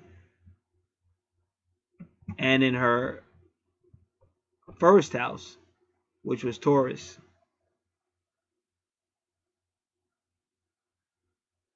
All right, so now his first house became Virgo. So again, this is a person detail oriented when it comes to finances, possessions, and value system. But he may take a home or service approach in that area. Now his third house, which is his true north node, wow, so he's gonna lose something significantly. But usually when the universe, because that's what Pluto retrograde means, it takes something away from you. So remember I told you Gemini is when it comes to relationships, it's not going to help you. Gemini will get out of there. Gemini is not trying to be long term. Gemini is not trying to put up with no type of drama. So something will be taken away from him in the realm of either relationship or partnership or some type of law, or take it away, or something's going to be taken away, some 7th house thing.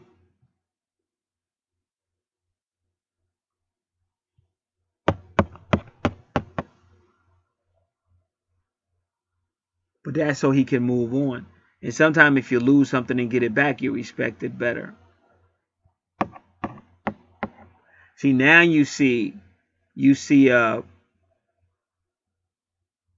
Scorpio. See, this dude's bipolar because Uranus is somebody you can't figure out. Uranus retrograde is somebody you ain't figuring out. And see, Scorpio is now, that's like ruling the 8th house. See, whenever you see like Scorpio in the 4th house, this is like a long time soul family.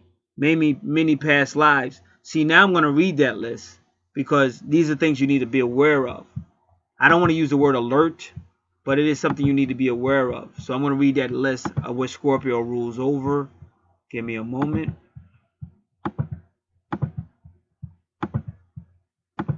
Sometimes Scorpio can be either that weirdo or that bad boy that all the females like. But the same thing with the female. She could be that bad girl, or that freaky female, or stuff like that. That Scorpio energy.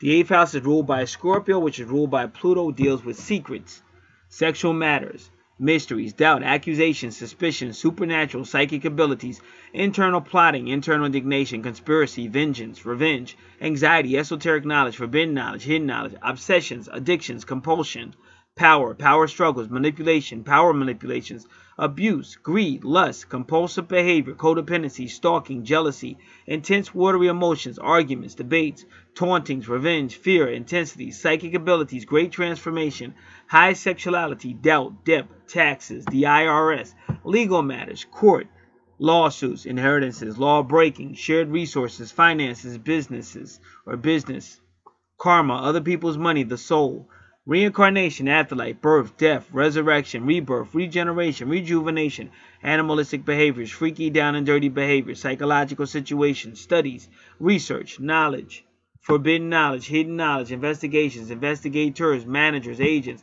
addictions, drugs, alcoholism, other worlds, creepy crawlies, other dimensions, science, higher sciences, holistic healing, spiritual healings, alternative medicine, internet, long distance, advanced technology, alchemy, metaphysics, sacred geometry, things that are forbidden, taboo, astrology, knowledge, hidden knowledge, aliens, higher life, deceived persons, astral planning, telekinesis, telepathy, dreams, inheritances, interpretations, animals, enemies, Halloween, the divine womb, deities, tarot cards, higher thoughts, inheritances, loans, banking, animals, pregnancy, woman's body, and finance.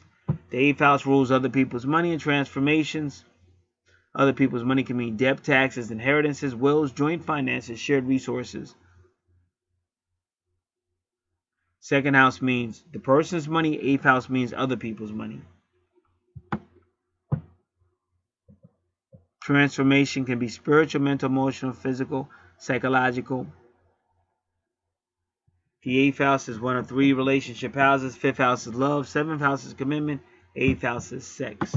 So you got all this going on. Any or all of that could be going on in this person's 4th house. And you have to be careful because, again, you're dealing with other people's money. Could be inheritances and things like that. But it's all kind of things that can be going on, and only each person, the person, would know what it was because they were actually there. But when you see Uranus retrograde, this is anything could happen at any given time. But what happens is the person could be anything. Nice 1 minute, mean them nuts, talkative 1 minute, quiet the next. And they're either hot or cold.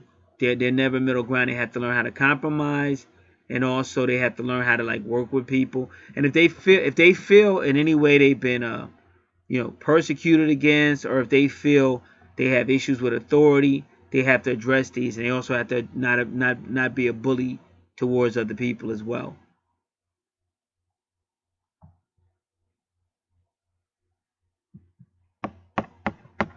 So he's a highly psychic person to the point he even knows stuff that's going on in other dimensions and stuff. That's whenever you see Sagittarius, like in Leo, even with Neptune, this is what you're dealing with. And when you see Neptune retrograde, this is an escapist. And Scorpio's like that too. Scorpio kind of like is hidden. Like even if you see them, they hide, they keep it inside. Neptune retrograde and Scorpio are a lot alike. So this person can fall to drugs, fall alcoholism, addictions. Somewhat they're going to keep their secrets to themselves. You never know what they're tapping into. But this is the most creative house, the fifth house, especially with that. So if they wanted to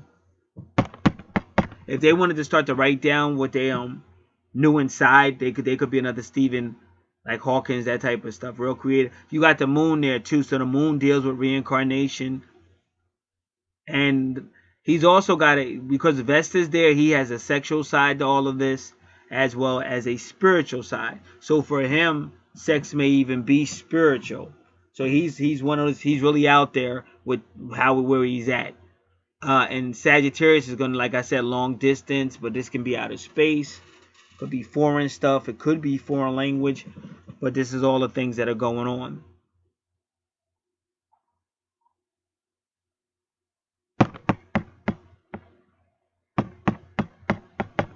Now, sixth house would his sixth house is very earthy. Virgo rules the house, but he's got Capricorn. So this may be some type of home business, service business. He may even have a business like serving other people, helping other people. Plus his health as well. Still dealing with young children, small animals, home, co-workers, subordinates. Because he may actually have subordinates, because Capricorn is ruled by Saturn, and Capricorn rules the 10th house. So now for some reason he finds it hard to nurture in his house, because this is the healing house, but he has a trouble with nurturing, and maybe that's because of that Capricornian or Saturnian energy. We really don't know, but it is. But that sixth house is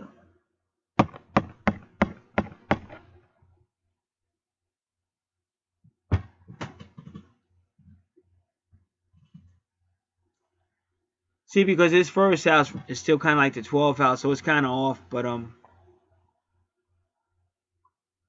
But that his sixth house may be helping him heal his first house and his 12th house, possibly. But that's only because this is off, because they made his 12th house the first house. And again, so he will find himself in he's either going to have a serious meeting, a serious event, or a serious breakup with Capricorn energy, and that's her true north node.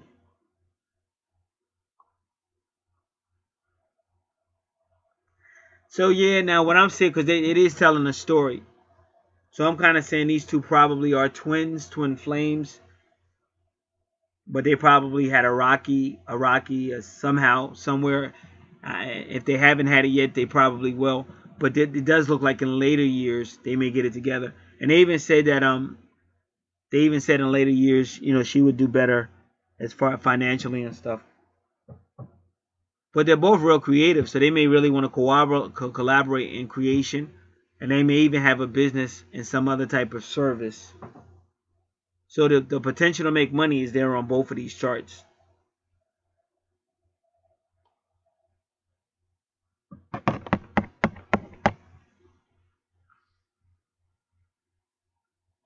All right. 7th house Aquarius, well, we already know about that Aquarius energy. And again, he'll find himself in a serious relationship with an Aquarius. That's what Juno means.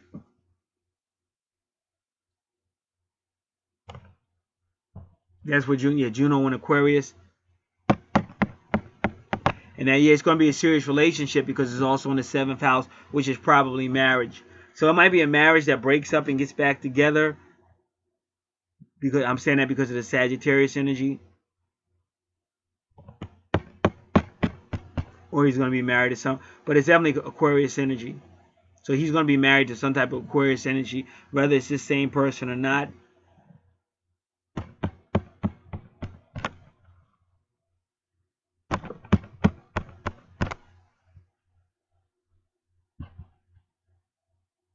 But if you see where her 6th house is Libra, which rules the 7th house, but Uranus is right there, and Uranus rules Aquarius. So it might be her, it might not be. But these two definitely seem to be having some type of hookup when she hits her Sagittarius energy.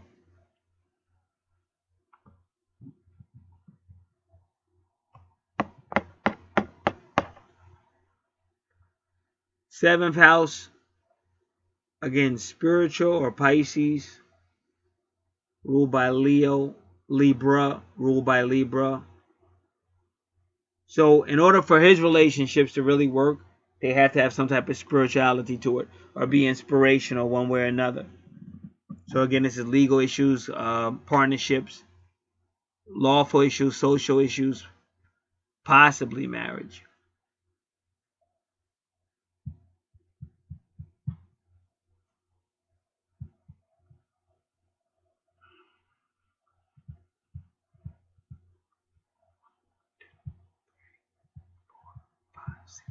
Okay, let's do that again. So that's the 8th house. So like I said, he's a highly psychic person. He's fun. So if he could learn how to put his thoughts down and write them out, he could really be very creative. So this is his 8th house with Pisces. Is a very psychic person. And the 8th house and the 12th house have a lot in common. It's just that the 8th house is really the unknown, the unseen, deep within you.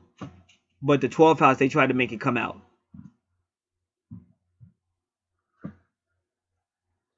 So let's do good fortune or part of fortune in Pisces and part of fortune in the 8th house. Give me a moment.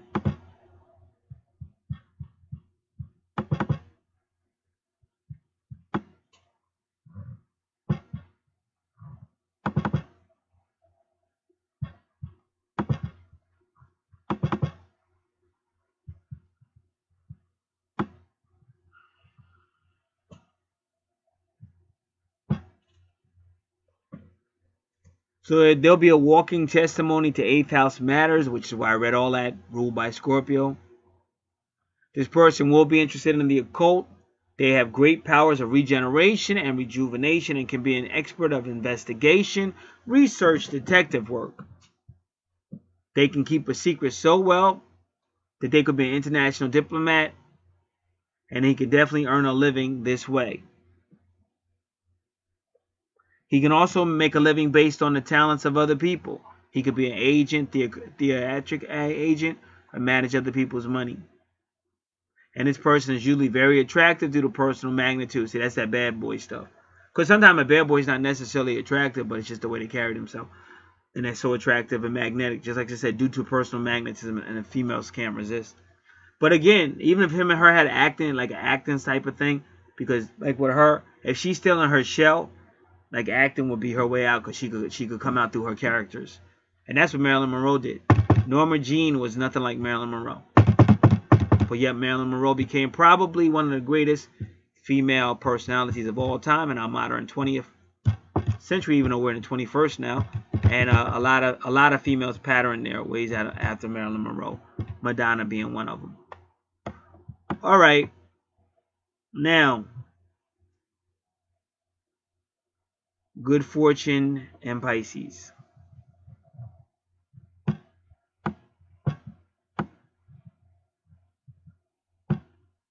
Spiritual and mystical. And they concentrate on higher ideas or inspirational ideas.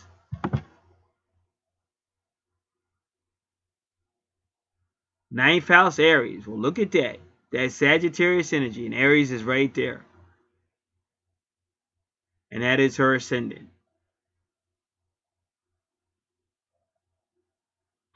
So these two have been duking it out. Maybe in past lives or whatever. But the universe is trying to tell them to get their stuff together in this life.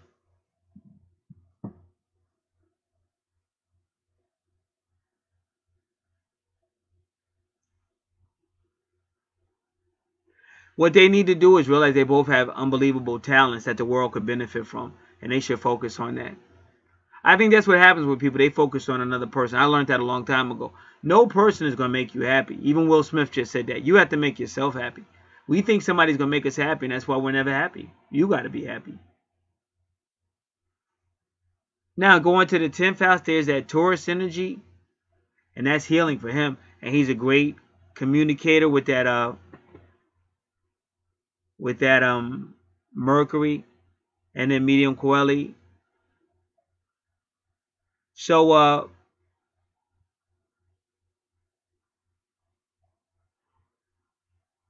if you notice his where his true north node is, that would have been his second house if they didn't do what they did. But the reason why they did what they did with the putting the ascendants really in the 12th, really, even though that became the first house for him, is because these two got past life matters that they got to solve.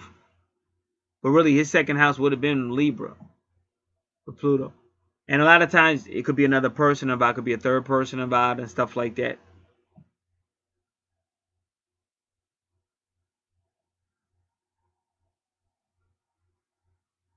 So his medium Coeli is part of his life purpose too. His true north node. So when I see that, like I say, he may get money from Libra stuff. Like I said, they may have broken up or something like that. Who knows? Because usually the gentleman doesn't get money from a woman usually. But it kind of looks like in this case, it might be a possibility. Because I'm sure Tom Arnold took money off of Roseanne. Because Roseanne was filthy rich. All right, and that other guy, Tretch, is taking money off of which one? Pepper. The rapper is Salt and Pepper. I think Tretch from Naughty by Nature was married to Pepper, if I'm not mistaken. Yeah, I'm pretty sure. And then he was taking money off of her. So every now and then a man does get to take money from the woman. All right, medium, and he's asking for more in recent year, like 2017, he was asking for more money from her. Okay, medium Coeli. So we're going to do 18 degrees Taurus just to find out a little bit about that.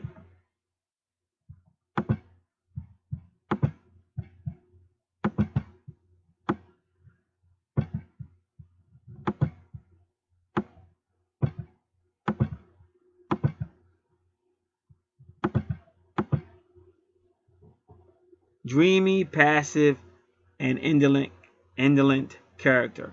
Although events are favorable and success is within reach, one is unwilling to make the effort to grasp the golden opportunities. Sometimes this degree indicates that one is forced to take up a career which is contrary to one's wishes, or that the desire to live in the countryside is unfulfilled.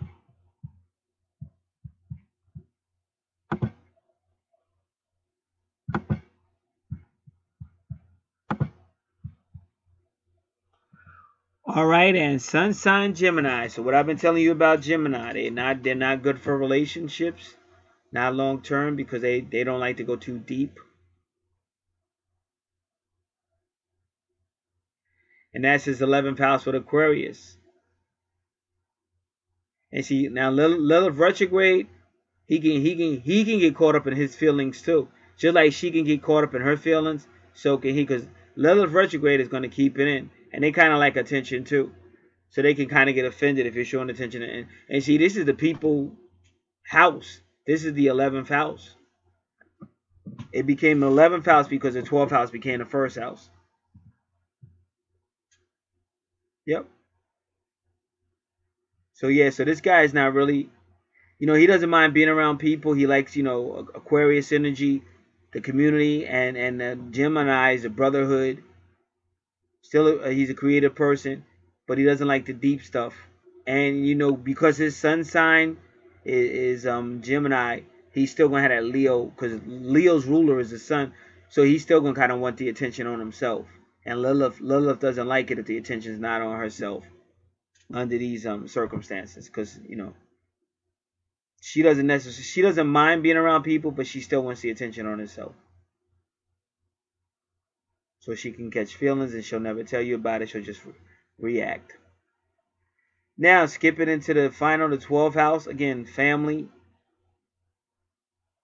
But he's got a guardian angel. Whenever you see Jupiter in the 12th house, he's got a guardian angel. And what he doesn't realize is this. The more he gives, the more that angel's going to bless him. And also, the more he works on what he's supposed to be working on in the 12th house, that angel's going to bless him. So you got both Jupiter and Venus deal with finances and expansion.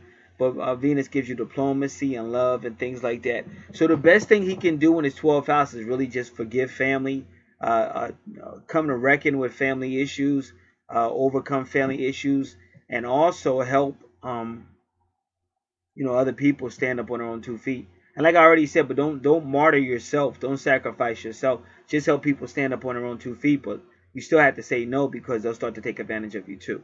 And also, it's not just family issues, it's also 4th house issues. Cancer rules the 4th house. So you're talking about teenage to adult education, land and property, real estate if he has any connections, family,